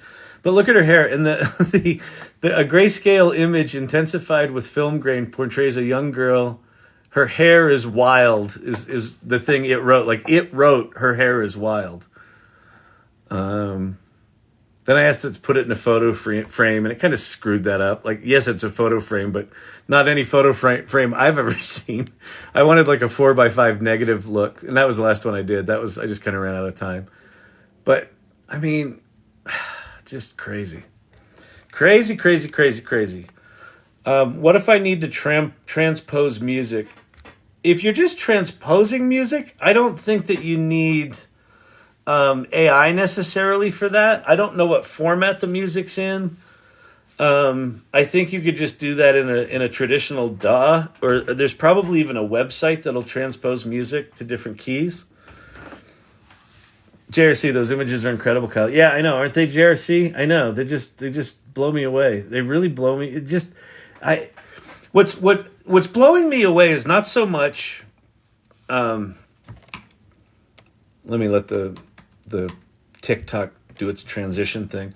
What's blowing me away is not so much the fact that it can do those images well, which, I mean, that's pretty impressive. But the fact that, like, I don't feel like I have a real sense of, I don't feel like I've even scratched the surface of this shit yet. Like, the implications of, we now have a tool,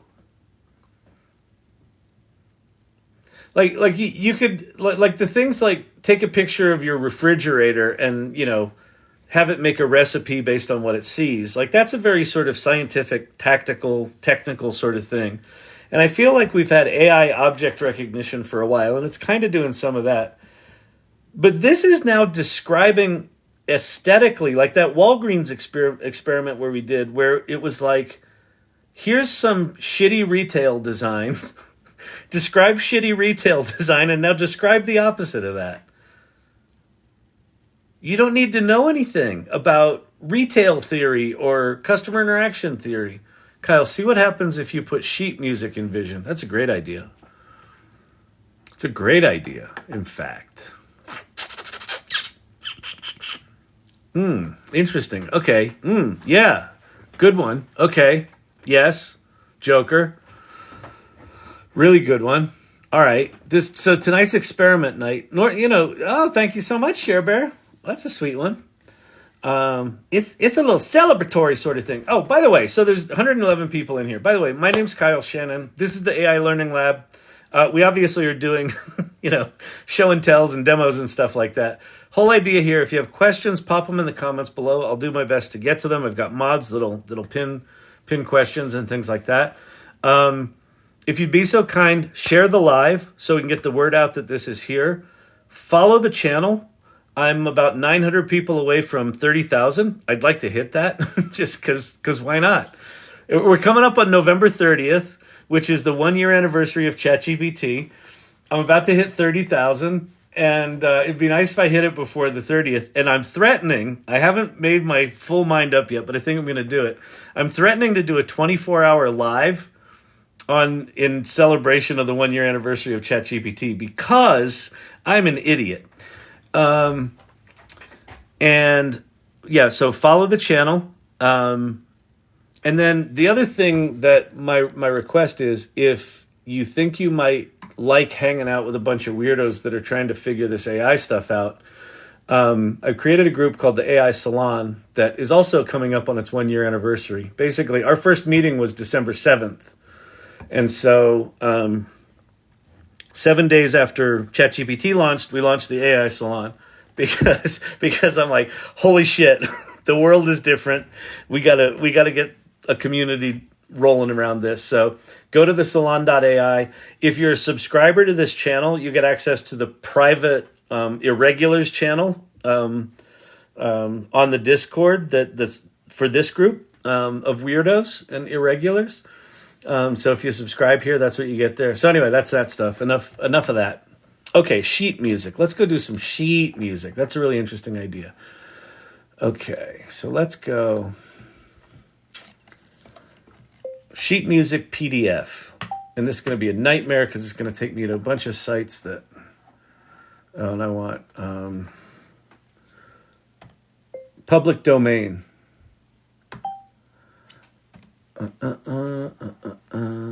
Free public domain music score.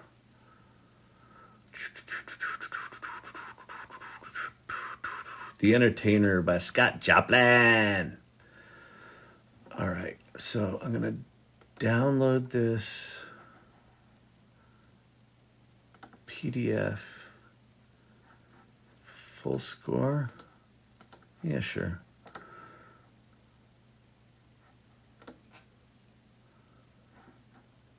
Is this going to download? Oh, is this one of those fucking sites? Oh my God. I am so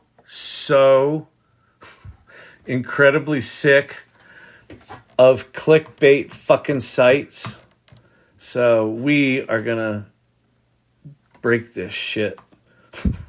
Just don't tell me you're going to do a certain thing and not then hide it behind your stupid fucking paywall. Oh, if anyone's listening that builds websites like this, you should be ashamed of your... Shame on you. Shame on you. Okay. We have solved that problem with a little screenshot.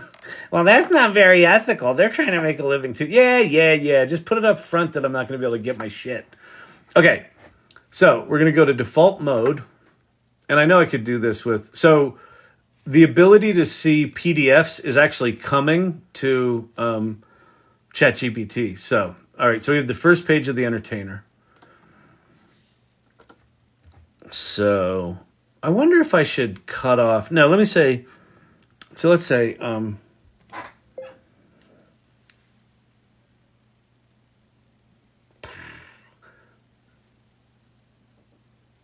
Can you please describe this music from a music theory standpoint?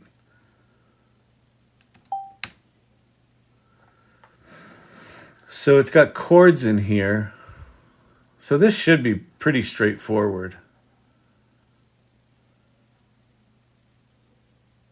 Okay.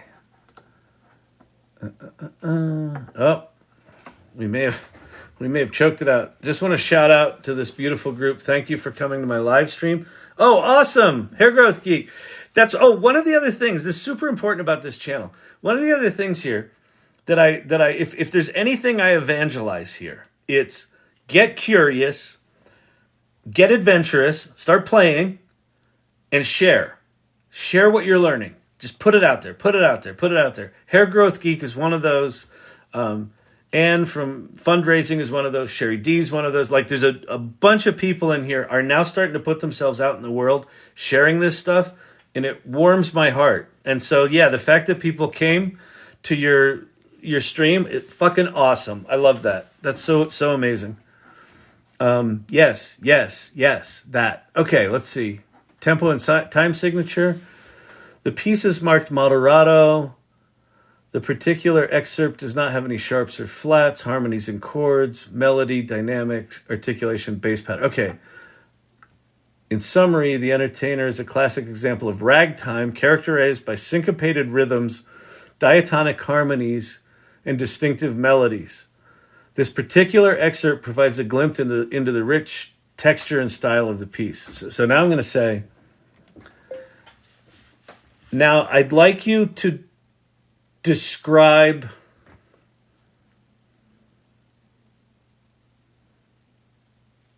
a visualization of the emotional impact of this specific piece of music, period. Do not rely on the title, period. Do not rely on the musical category, period. Only rely on the music that you can see on the sheet and come up with an interesting visual that captures the essence of the song.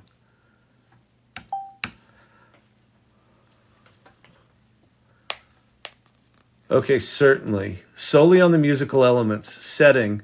Picture a bustling early 20th century town square, the cobblestone streets, floating bubbles as the syncopated rhythms play out. Oh, you know what we're going to do? I'm going to take this and I'm going to go over to Runway, and we're going to turn this into a video. This is going to be cool. So we're going to start with music. We're going to have it understand the music. So it's got floating bubbles, color dynamics. The colors change, response dynamics to the music, evolving shapes, gentle waves. Okay, so I'm going to... Well, it's okay. This is describing an animated thing that would be animated to the music, which is not what I wanted, but it's actually kind of interesting. All right, so let's grab this.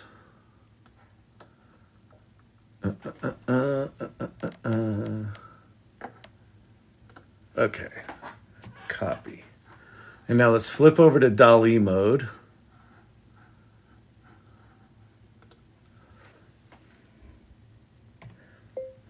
Please generate two 16:9 landscape-oriented images that bring the following description to life.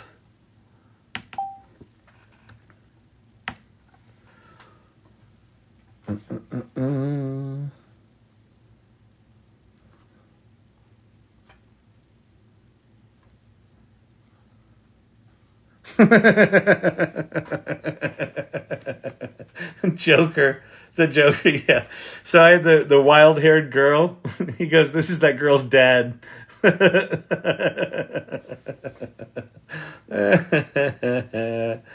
that one's cool. Sherry D. Look at that sweet thing. Nice. I'm telling you, Sherry D. She's making it happen. Making it happen. And The Entertainer was a big radio hit in the 70s. Oh, yeah. Wasn't there a TV show called The Entertainer that had, who the fuck was in it? Some dude that was like in a detective show, I think.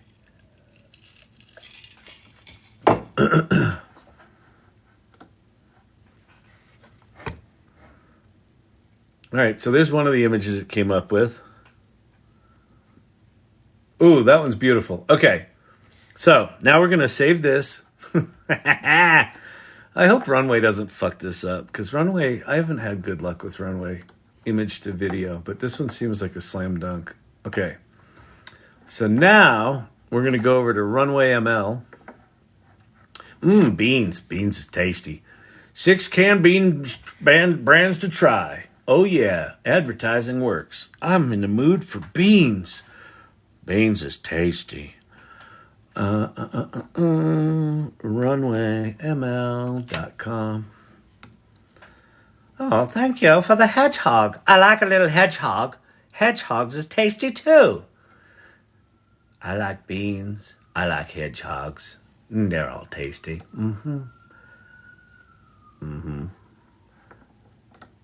I like taters.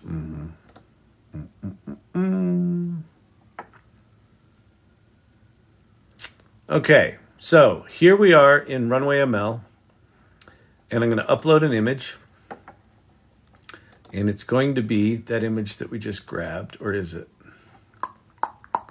Did it? It saved it in a stupid format that only Max can see. Is that what we're dealing with here, people? Notes and downloads. I was in the wrong folder. Sorry. User error. User error. You know, it's always user error. You know, you blame this tech. Oh, see? Technology's fucked up too. Wait, is that it? Nope. Nope. You people. You people with your stupid file formats. I know. Let's come up with a unique file format that's never existed before. Why is that? So that any software that's used can't understand it and recognize it unless you install 16 stupid fucking plugins. That's not the one I wanted. Why did it not open? Oh, because it's the wrong image. Wait. Dang it, people. Just stop picking on me. I'll get there. I know this is annoying. It annoys me too. Can I copy the image? Copy image. Go to this thing. Go new. Go save. Call it Untitled because you've got ADD and taking the time to spell the name is going to ruin your life. Welcome to Chat ADD. Where's my Untitled? Where did it go? I guess I got to export it as a PNG. Dang it. This is one of my pet peeves is when people are like, oh, this is going to be so cool. You're going to love it. This is going to be so awesome. Like an hour later, like, just a minute. It's going to be so cool. This is definitely that. What's going on here? I think I can drag and drop it too. So let's go dragging and dropping.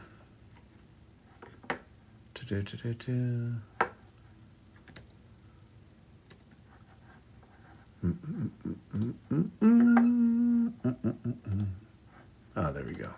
Okay. All right. So now we're in. Wait. See, it can transpose. So see if it can transpose to answer the original question. I'm not sure how it would output it. Oh, actually, it can output it. There's a text-based musical notation language. So let's generate this as an image. That's a good idea, Joker. Okay. So welcome to Chat ADD.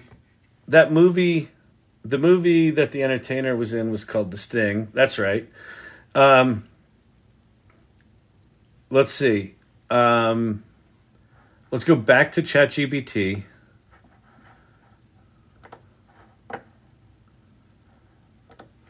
And ask, what is a simple text markup language designed for music notation? Period.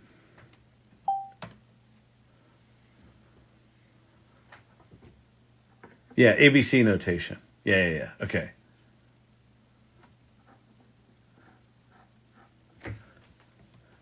Okay, great. Can you make an ABC notation version of the music you just looked at and then render it on screen so I can see it? I don't think it can render it. I'm sorry for I can't generate music directly.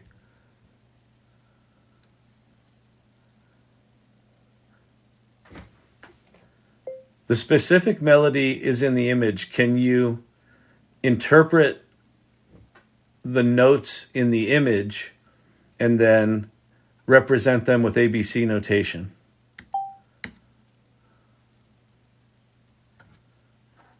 Oh, wait, no. Oh, you know why? Because I'm in DALL-E. Duh. Dang it. Shut up. Shut up. Don't pick on me. Kyle, you're in the wrong fucking thing. I know. Okay, so now we're in the right thing. Shut up. Can you read the music and recreate it for me in ABC notation? This will be fascinating to see if it can do this. It's thinking. It's not very happy, but it's thinking.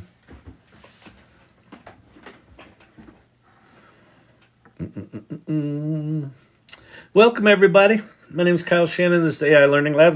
Looks like we have some new folks in here. Hope you're having fun. This is what we do here. We play with some shit. We talk about some stuff. I make fun of things. I make fun of myself. We You can make money with ChatGPT. talk about these people.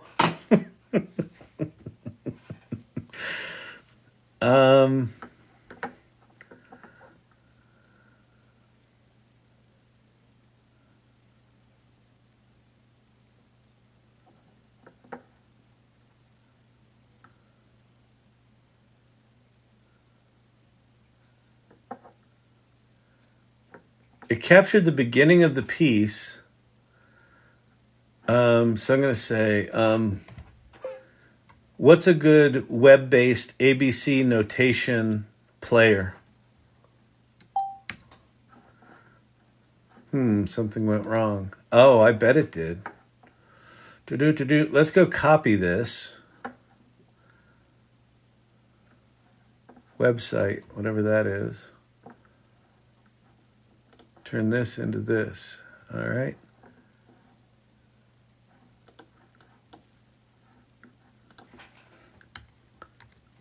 No.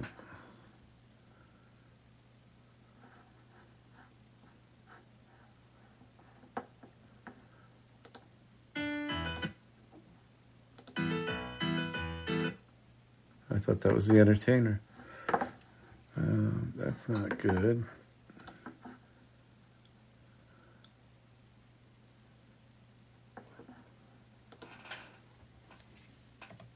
Give me 3 more links to websites that can play ABC notation. Steve-O, thank you so much for that. What was the name of this website? The one I'm on right now, this is just ChatGPT.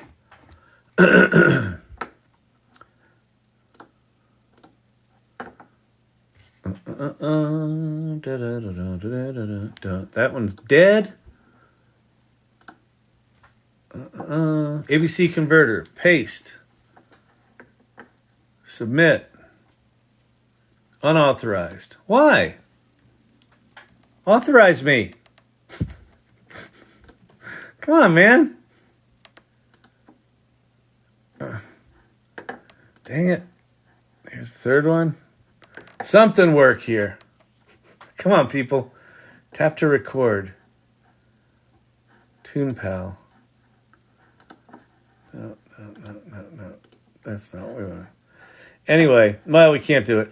I mean, but now that it's like what I'm trying to figure out is if it actually got it right. So I don't know if it actually got it right. But what I can do now is I can go transpose the music that you wrote in ABC notation down 2 full steps. And it'll just do that. I mean, transposing once you have it digitally, like any software can do that. So that it'll do. So assuming, like it certainly got a lot of those elements right. And it looks like it's got, treble clef and bass clef, treble 1, treble 2, bass 1, bass 2. And then it did a couple of measures. So I don't know. Maybe it did it. Let's go see our movie. Don't you want to see a movie? What about the movie, Kyle? You forgot about the movie. Wait, view latest. Here we go. How can we improve Gen 2? All right, let's go. Boom. Let's hope that this... I just used default settings here. Well, there you go. Interesting. Go. Wow. It did not do what I wanted it to, which was make all those bubbles move. But it's kind of a cool camera move. Isn't that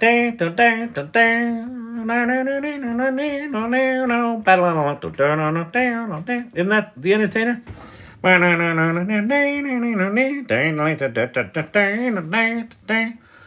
don't know if that looks like that, but it's cool. That is what ChatGPT thinks the musical notes of the first page of the entertainer look like. All right, people. All right. Funny Bone, no, the website where he uploaded that pic. Where I uploaded... Oh, that's Runway ML. This one that made videos is Runway ML. So let me go show you, since we have a bunch of new people in here, let me walk through some things. If you're brand new to ChatGPT, get ready to screenshot, all right? Do you know how to screenshot on your phone on the, I think on both Mac and Android, you squeeze the opposite buttons. You can screenshot that one. Feel free to check out the Salon. Make sure you look at the first link, which describes the Salon, who we are, and what our values are. If you're not down with the values, which I think are super fucking cool, but you may not. Generosity is one of them. Exploration, collaboration, inclusion, and empathy. Okay, if you're brand new to all this AI stuff and you're like, but Kyle, I don't know where to begin and I'm just not technical enough. I just can't do it. It's all too overwhelming to me. All right, don't worry about that. Just go to ChatGPT, the one on the top left there. That's the first, the biggest, and it'll get you started. And then these are the big four. You should absolutely experiment with all four of these because all four of them have different advantages. Like the bottom two are connected to the internet. ChatGPT wasn't until about 3 weeks ago, but they brought it back. So ChatGPT is also now connected to the internet. Claude is the only one that's not. But Claude has got a 100,000 token context window, which basically means you could put a 50,000 word novel in the prompt of Claude and have it write you a final chapter or an epilogue. Pixart-alpha.github.io. This will put Midjourney and DALL-E to shame. All right, I'll check it out. I doubt that, but I would love that. Pixart. I've heard of Pixart. Hang on. Let me go bookmark it. Let me do it down here. Pixart-alpha.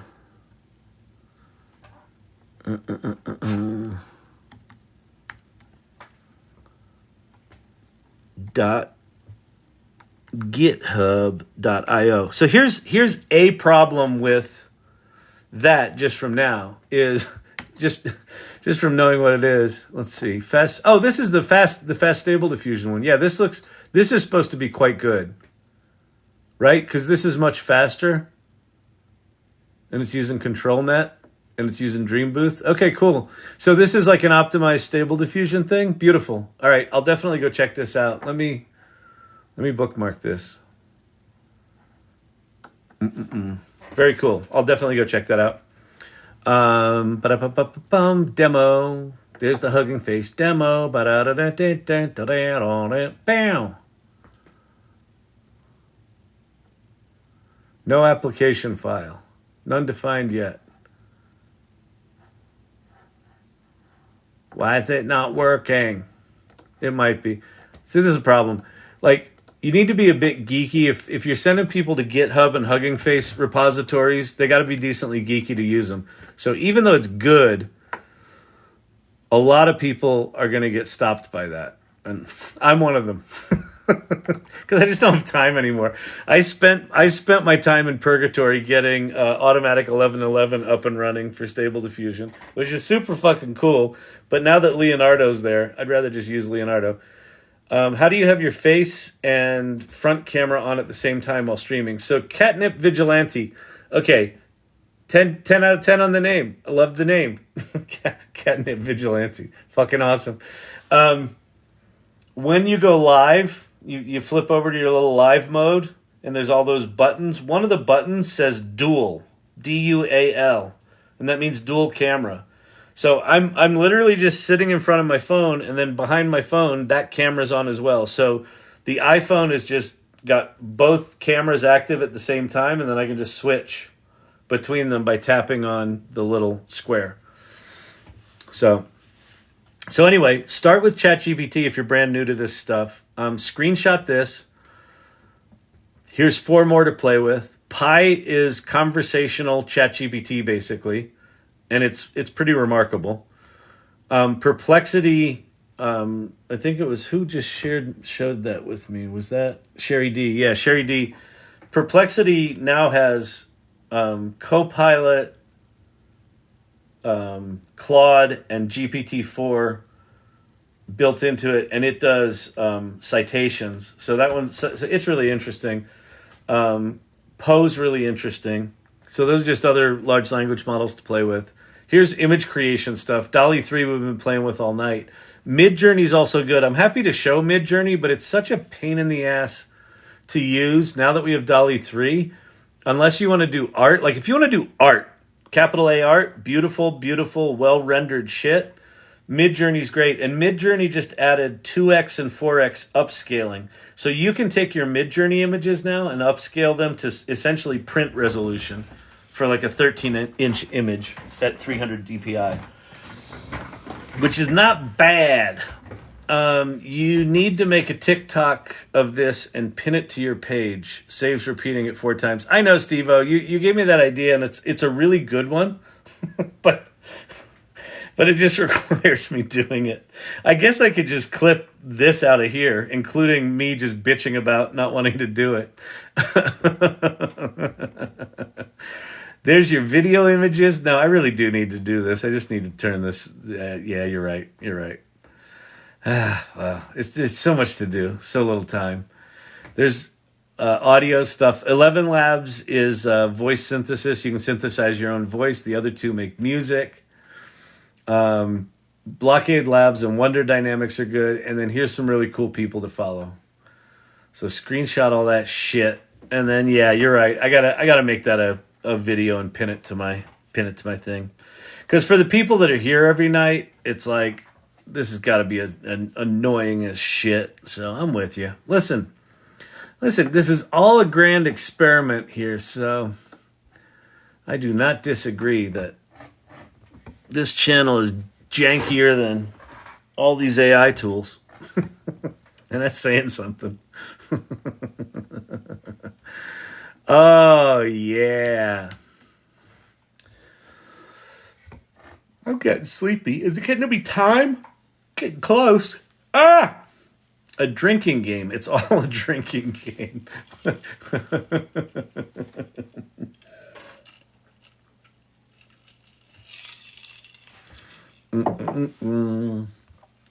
All right. Let's go get some questions. I missed the music one. Hold, please.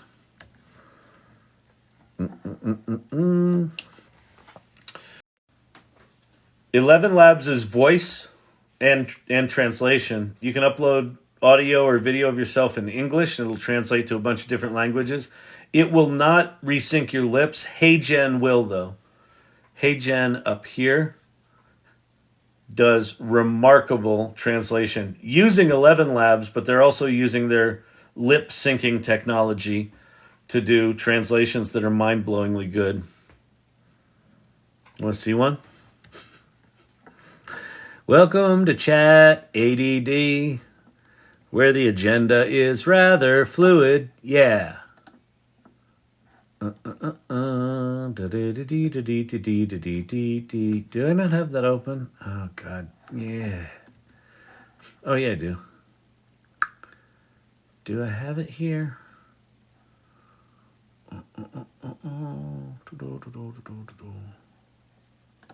Well, here's one of them. Yeah. So here's me speaking Italian, back and forth between English and Italian. So we've heard from a number of clients that modular content is important to them, getting more efficient with how we create content and how we leverage content. Clienti dicono che il contenuto modulare è importante, rendendo più efficiente la creazione dei contenuti. Behind me, you see these little green boxes. That's how we think about stories at Storyvine. We break stories down into little atoms, right? Little modules. Dietro di me vedi queste piccole scatole verdi? Così pensiamo alle storie. A Storyvine scomponiamo le storie in atomi. Moduli piccoli. So that's that one. And then watch this. Here's me doing Mandarin Chinese.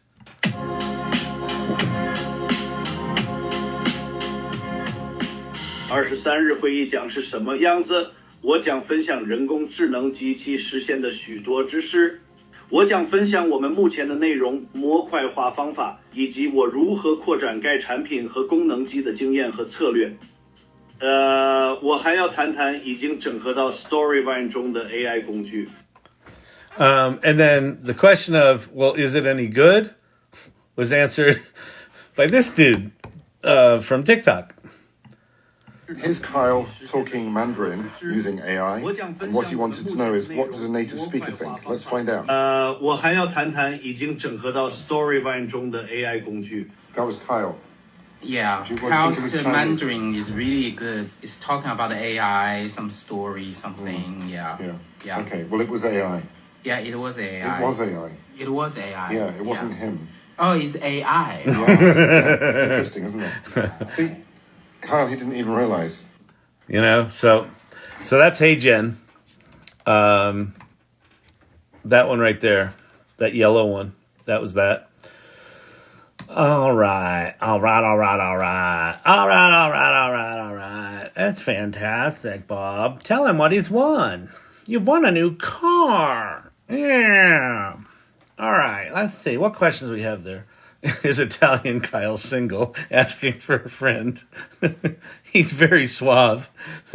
Italian Kyle is very well traveled. Kyle. I've been on planes.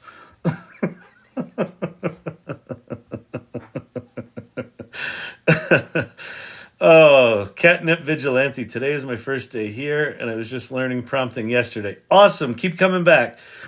What's really fun, what's been happening here, Catnip, is the people that keep coming back, including myself.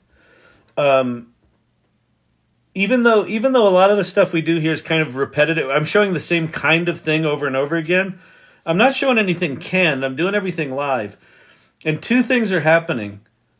The people that are here are asking increasingly interesting questions because they've been doing it for a while. And so they're not only just asking questions, they're going, "Ooh, here's the thing I did," or they're on the Discord sharing images that they've done, or sharing tips that they've done, or sharing like new techniques for making videos.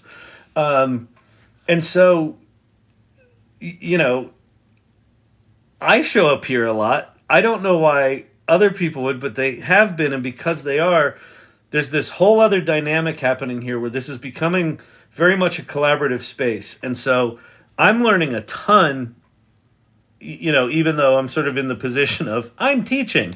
No, I'm fucking learning. Like, we're all learning right now. So I'm love that you're here. Keep coming back.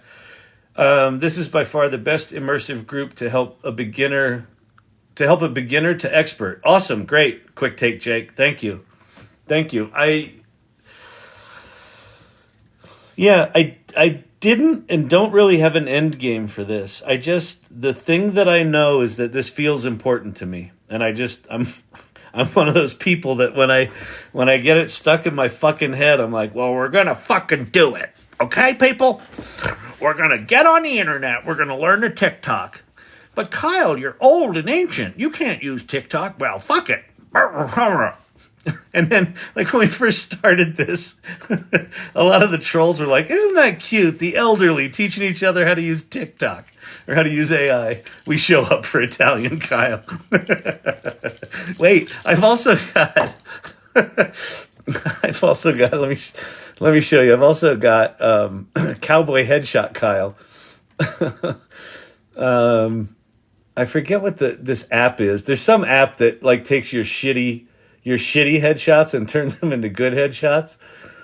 And most of mine are pretty bad, but there's some cowboy ones where I'm like, that guy needs a movie contract. Here, I'll show you. Here was one of the real ones. That was one of the real ones I uploaded. And then these are the AI ones. That's like Connecticut me. Remini is the name of the app. You pay them like, I don't know, you pay them like $2.99 or something like that, and they give you a handful of headshots. So this is Connecticut Dockside Kyle. That's advertising agency Kyle.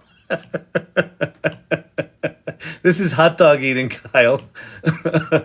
That's bad car salesman. Here you go.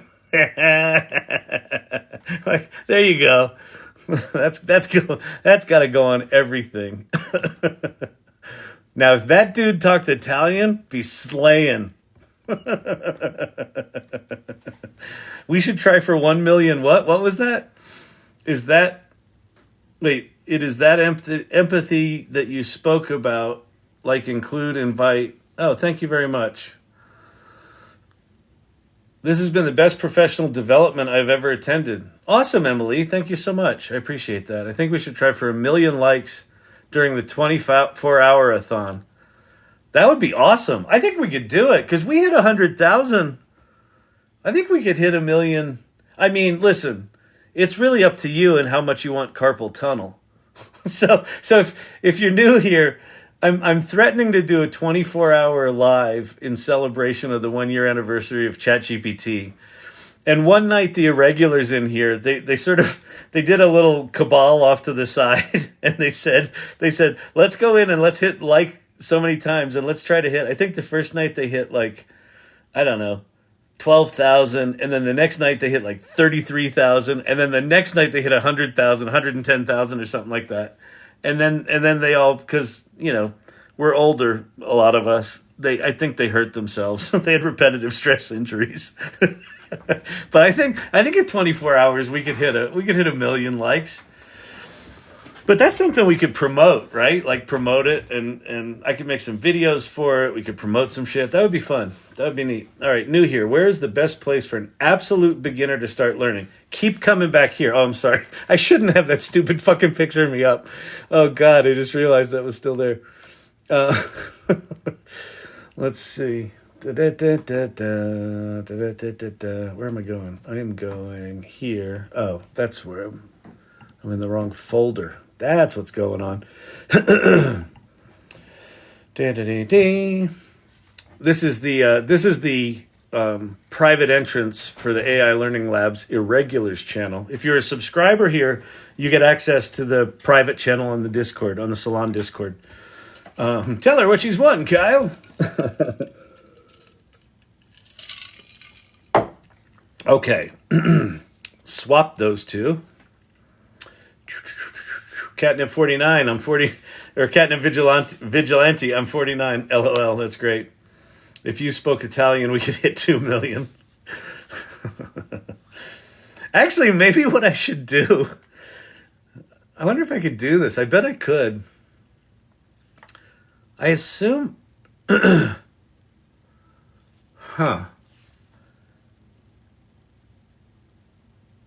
Oh no, it would cost me a fortune. Well, maybe not on 11 Labs. But what I'm thinking is I could take recordings of old AI Learning Labs, and then when I take breaks, I could just play. Well, actually, that's not a bad idea. I could just play reruns of old AI Learning Lab things while I'm on a break, and just put a little sign up that says on break, but enjoy this. Yeah, Italian is $2 a minute. I know that's the thing about HeyGen. It's $2 a minute. I don't know how much 11 Labs is though, because HeyGen is using 11 Labs to do the voice synthesis part, the translation part. I found that out. So I bet it's cheaper because if HeyGen is charging $2 a minute, they're probably paying a quarter or 50 cents or something like that. I'm still kind of tripping on how TikTok brought me to this page, like it's been watching me. Well, hey, welcome to the world of AI. Like, I mean, here's the thing about all this AI shit. Like the surveillance, economy's been around for a while, right? Like they've been using AI for a decade or two to do shit like that. And it's certainly built deep into the algorithm here at TikTok, so you're probably not that far off. Thanks for all the replies. I'm 72 and find this very interesting. Awesome. Young, old, educated, not educated on this AI stuff. Everyone's welcome here. I mean, even people that, like Pate, who's in here a lot, he works on TPU optimization at Google. What's a TPU? It's like a tighter, more specialized GPU that's really good at machine learning shit. He's like, a major dude when it comes to the math and science of this stuff. And, why is he coming here? Because this generative AI stuff is different than machine learning and AI of the past, right? So if you look at November 30th, 2022 as the start point, the inflection point at which the roads diverge from, before that time, you really did have to be a mathematician, a scientist, a researcher, an engineer. And what ChatGPT did was kind of open AI up for the rest of us. And so my experience, I'm an entrepreneur. I'm the co-founder and CEO of a company called Storyvine right now. But in the mid-90s, I created one of the first digital agencies, an agency called agency.com. And I was the chief creative officer there. And so I was there at the very early days of the World Wide Web and, built a lot of the websites for the Fortune 500. This AI stuff, we're in the exact same spot as we were in the mid-90s with the web, except this shit's moving faster and it's dramatically more profoundly powerful than what the web was. Like, the web was powerful, but what was it? It was the hyperlink. Click, go to another page. Click, go to another document. Click, go to a document on a server in Italy. That's effectively what the World Wide Web was. This shit is writing code and making images and reading music, and we're just in a whole different ball game. But we're at the very beginning of it. So that's why I'm so obsessed with this stuff. And so anyone who wants to hang out here, keep coming back. Follow the channel. Join the Discord, subscribe to the channel if you want access to the private channel, share the lives, just, get the word out. And you'll see as you're in here, like, there's a thing happening here. This is kind of a happening on a nightly basis, and it's super cool. It's very inspiring for me and for a lot of the people in here. All right. Hey, Jen, I believe has a regenerative credit every day. That would be nice. I haven't seen that, but that would be nice if they added that. When is the World Summit Forum on AI? And who here is going? Irregulars? Televised? I honestly don't know. Let's ask Pi. All right, if you haven't seen Pi, so there are two conversational large language models that you can play with now. The ChatGPT app from OpenAI. Make sure you get the one from OpenAI. You can talk to that. And then there's Pi from Inflection. By the way, Pi raised $1.3 billion. So these guys are well-funded. I'm trying to tap a button blind. Okay. And then this little button here puts it into conversation mode. So what was it called? The World, can someone pin that again? The World Interactive Forum, or the World something on AI, Forum on AI? My voice is starting to go. It's getting to be time, people.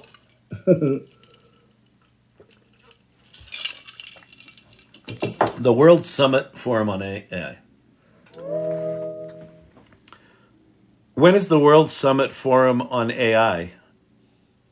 Is it going to be she's probably already gone.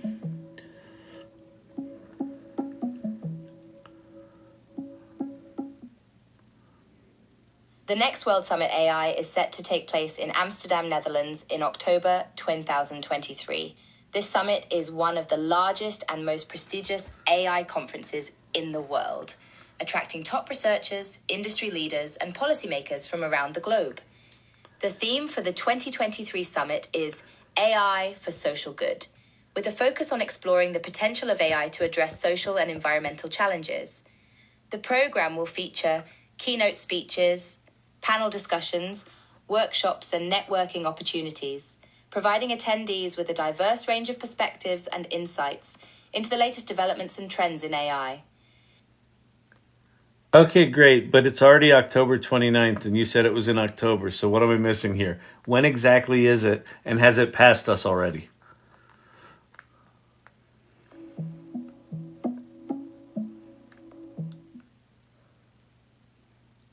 Haha, touche, you got me there. To clarify, the World Summit AI is indeed happening in October 2023, but it hasn't taken place yet. The specific dates for the event haven't been announced yet, but it's safe to say it will be happening towards the end of October. The organisers are known for announcing the dates and the...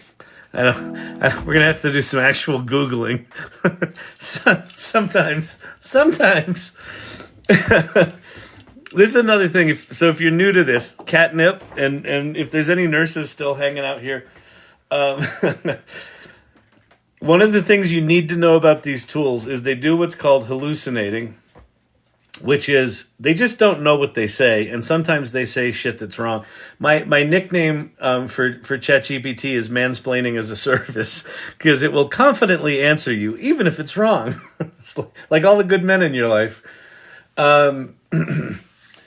So just know it does that. So if you've got anything, like you're trying to get actual dates for an event, it might be good to just go find the actual site for the event and do it.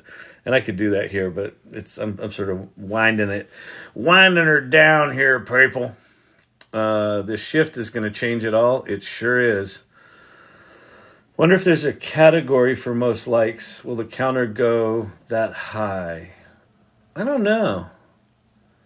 I wonder if TikTok's got a thing. I wonder if they'll knock us offline before 24 hours. That would be an interesting thing. Actually, maybe Pi knows that. Hey, I'm thinking of doing a 24-hour a TikTok live, and I'm wondering if TikTok has any restrictions on how long a live event can be. I wonder if it'll get my stammering there. Sounds like a fun idea. To answer your question, TikTok does have a time limit on live events. It's 60 minutes. However, most experts recommend keeping your live event... All right, she's full of shit tonight. All right. Joker, 11th of 12th of October. Okay, so we missed the World Summit, so it sounds like it's next year. Next year would be that one. But I'm sure there's some other big AI events. There've got to be. What time every night? I've been trying to do it. So if you follow the channel, I've been doing... TikTok has this new thing. I don't know if it's new. They have a thing that's a countdown sticker. And so generally it's 8 o'clock Mountain Time is when I go live. But if I have shit going on, like if I have an AI salon, I might go on at 9 or 8:30 or something like that. So I've been doing these daily countdown timers. So if you follow the channel, you should see my videos with the countdown timer in there. And that'll be on a nightly basis. I will go... That High Mercury Stardust did one and got 2 million likes. Oh, cool. In 24 hours. It would be super cool to, like, I think 1 million's super doable. We got to get the word out though. And I got to figure out if I'm going to do it and figure out the timing and when I'm going to do it and what I'm going to do when I'm taking breaks. And, maybe we bring guests in. There's all sorts of shit we could do, but it just requires some amount of brain power. And check this out. We got at Storyvine at my company, we got an email. Was it an email or a call? We got a call Friday night at 7 o'clock p.m. our time that said, I've got an event and I want to be filming next Tuesday. Normally, to build templates for our system, it's like a 30-day window. You can do it quicker, but for the most part, you need time to do shit. So, 8 o'clock or 7:45 on a Friday night, we get a call. I got an event Tuesday. I want to use your shit. We're like, that's a little tight, buddy. And so we talked to him yesterday. It looks like it's happening. I think we're kicking it off tomorrow. So I think and I think the event's actually Thursday, so I think we have 4 days to put this thing together. So I think I'm going to be a little busy. This week, but we'll see. I will advertise it. Oh, Rudy Seago, thank you. And I will take a session because when you sleep, I wake up. Oh, that's kind of fun. Yeah, that could be interesting. It could be stuff like that. It could be people demoing stuff. I think we got to coordinate it so that there's not just big blocks of dead air, right? If I'm taking breaks, because I'm going to need to take some. I don't necessarily need to sleep. I think I can do 24 hours, but I'm going to need to do things like walk and get my ass unnumbed. And my vocal cords. Well, the vocal cords are just going to be fucking shredded. But, we'll take one for the team. If any of you know Sam Altman, Sam, if you're on here, I know you listened to me about consolidating all your modes into one, so thank you for that. I appreciate it. Sam's a lot of people don't know this. Mr. Altman's a little jealous of me, and so he doesn't take a lot of my advice because there's a competitive thing there. Anyway, he did listen to me on consolidating their modes. It would be swell if he showed up for a little 24-hour ChatGPT-a-thon, Sam? Sam? Are you there? Sam? Please get back to me, Sam. I missed you. All right. Is he always this weird? Yeah, that's pretty much what he does. It's a little disturbing, isn't it? Yeah. I call Sam of Kyle.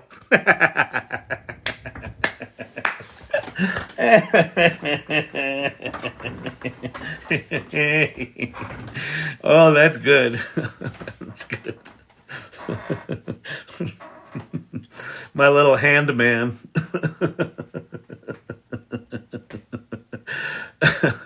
First time using Discord. Isn't it special, Corey? Welcome. Here's the really good thing about the Discord right now is that a bunch of the irregulars from here went over there and kind of infiltrated the Salon, and they've kind of taken over as like the welcome wagon, and they're really helping, and like it's actually a very welcoming environment right now. There's a lot of people there who've never used Discord, so I'm sorry that you have to use Discord. We are working to move the community to Mighty Networks, which is a web-based thing. But it's, as you can imagine, it's going to be complicated to set up something that's in parity with what we're doing in Discord.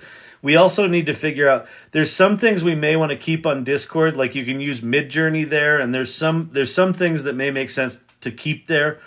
But I think for the most part, we're going to be moving to Mighty Networks. So it's a temporary thing, but there's a lot of help there now. So if you want to join the AI Salon where the Discord is, it's a community that I started about a year ago.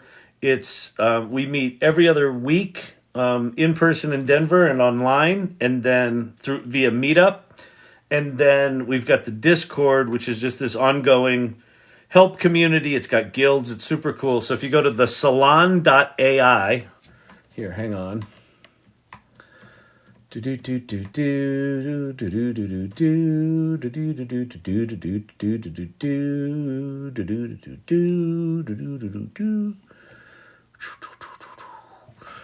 Salon.ai, if you go there, the first link's really important. It describes who we are and what our values are. Look at those. I take them really seriously. I want this group to grow, but I want it to follow those values. So read those values. If you don't dig them, cool. You don't need to join. But they're really important. And then the second link is the meetup, and the third link is the invite to the Discord. All right? Champy can sing while you play guitar. That would be fun, actually. Maybe I'll do that. I'll do a little singing. Can you check my image I sent there? Sure. Where did you put it? In show and tell? Or in the... Where did you put it, Corey? Oh, is this you? Corey, yes. Champy's excited. Look how cool that is. So, Champ, shut up. Champy. Champ. Champy, come here. Come here. Yeah. Are those bad people out to get us? Thank you for protecting us. I know. You're such a good boy. So Corey is a TikToker that's a pottery person. And look at that cool little Pixar version of her. That's super cool. That's awesome. Love it. You did it in Bing, it looks like, right? Copied an image I made with DALL-E. Love it. That's so great. That's awesome. Love it, love it, love it. That's super cool.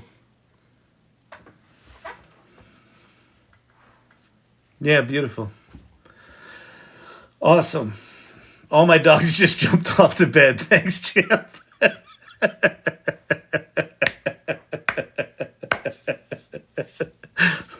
That's gonna happen.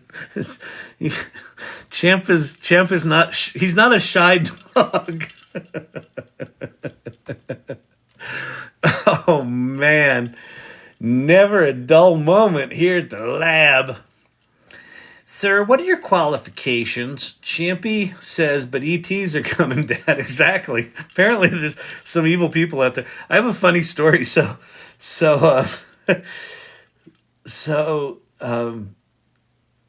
When I lived in New York City, I was living in Brooklyn, and we had just gotten a place in Pennsylvania. And it was in the northeast part of the state, up near the Catskills. And so my wife was at the Pennsylvania house, and I was in Brooklyn. And she calls me, and she's like, hey, there's a helicopter, and I'm nervous, and what's going on? What should I do? Because she was there alone. And I said, oh, honey, just don't worry. You're fine. It's just, to make yourself feel safe, why don't you hang up with me, call the cops, and if there's anything going on, they'll tell you. And I'm like, but you're going to be fine. So she's gone for like 10 minutes, and she calls me back, and she goes, oh, my God. She goes, I called the cops, and I told them where I lived. And they go, oh, there's a very bad man behind your house. You should lock your doors right now. And it was like some guy had killed his girlfriend and then ran from the cops and crashed his Jeep and ran behind our house, and they were chasing him with a helicopter. I was like, oh my God, a very bad man. So now that we have a champy, the very bad men are, they run away when they hear that. But oh my God, that was wild. They caught the guy. All's well that ended well. It was all good, but that was fucking freaky. Oh, man. All right, listen, what time is it? Is it late? Yeah, it's late. It's getting there. All right, listen, people. Listen, I love y'all. This has been fantastic. Really good hanging out with y'all. If you're new, please follow the channel and take a look at the Salon. And if you dig the values and you want to start hanging out here, we'd love to have you. Clint Copperhead, everyone, irregulars and mods, present to us. Let's see. Be Not Afraid, killing it with the. I gotta get some custom images up there. You know what I'm gonna do? Because Herod's got that new Laura. I don't know if you're in here, Herod, tonight. I didn't see you. But I want to make some really cool custom images that if you're a subscriber to the channel. We can do some really cool ones that have chat ADD, and I don't know, there could be some fun things we can do. Super cool turtles, things like this. So, yeah, that would be great. All right, so let's see. Johnny's 24 Honey. Oh, just joined. You're joining just in time for us to go off air there, buddy, but good to see you. Joker, good to see you. Be Not Afraid. Thank you so much for everything. Corey, welcome. Great job on the image, and I love having you hanging out. Hair Growth Geek, good to see you. Oh, that's so sweet. Be Not Afraid. Thank you very much. That makes a difference. I appreciate it. Uncle Joe, Master Resale Rights. Thanks for the demo before. Really appreciate it. You got it. Sherry D, thank you so much for the ruses. Dr. J, good to see you. Obi-Wan. Tobias, as always. Clint Copperhead, calling the people to action. You do a bang up job. I see you've got a cowboy avatar too. So, I'll have my cowboy avatar reach out to your cowboy avatar. Share Bear, great to see you. Thank you so much. Quick Take Jake, good to see you. All right, everybody. I'm out. The eyes are bloodshot. The ass is numb. I haven't touched my coffee, but I did drink my water. I did pretty good tonight, Tobias, but the voice, she's still going. Peace out. I will see you tomorrow night. Bye.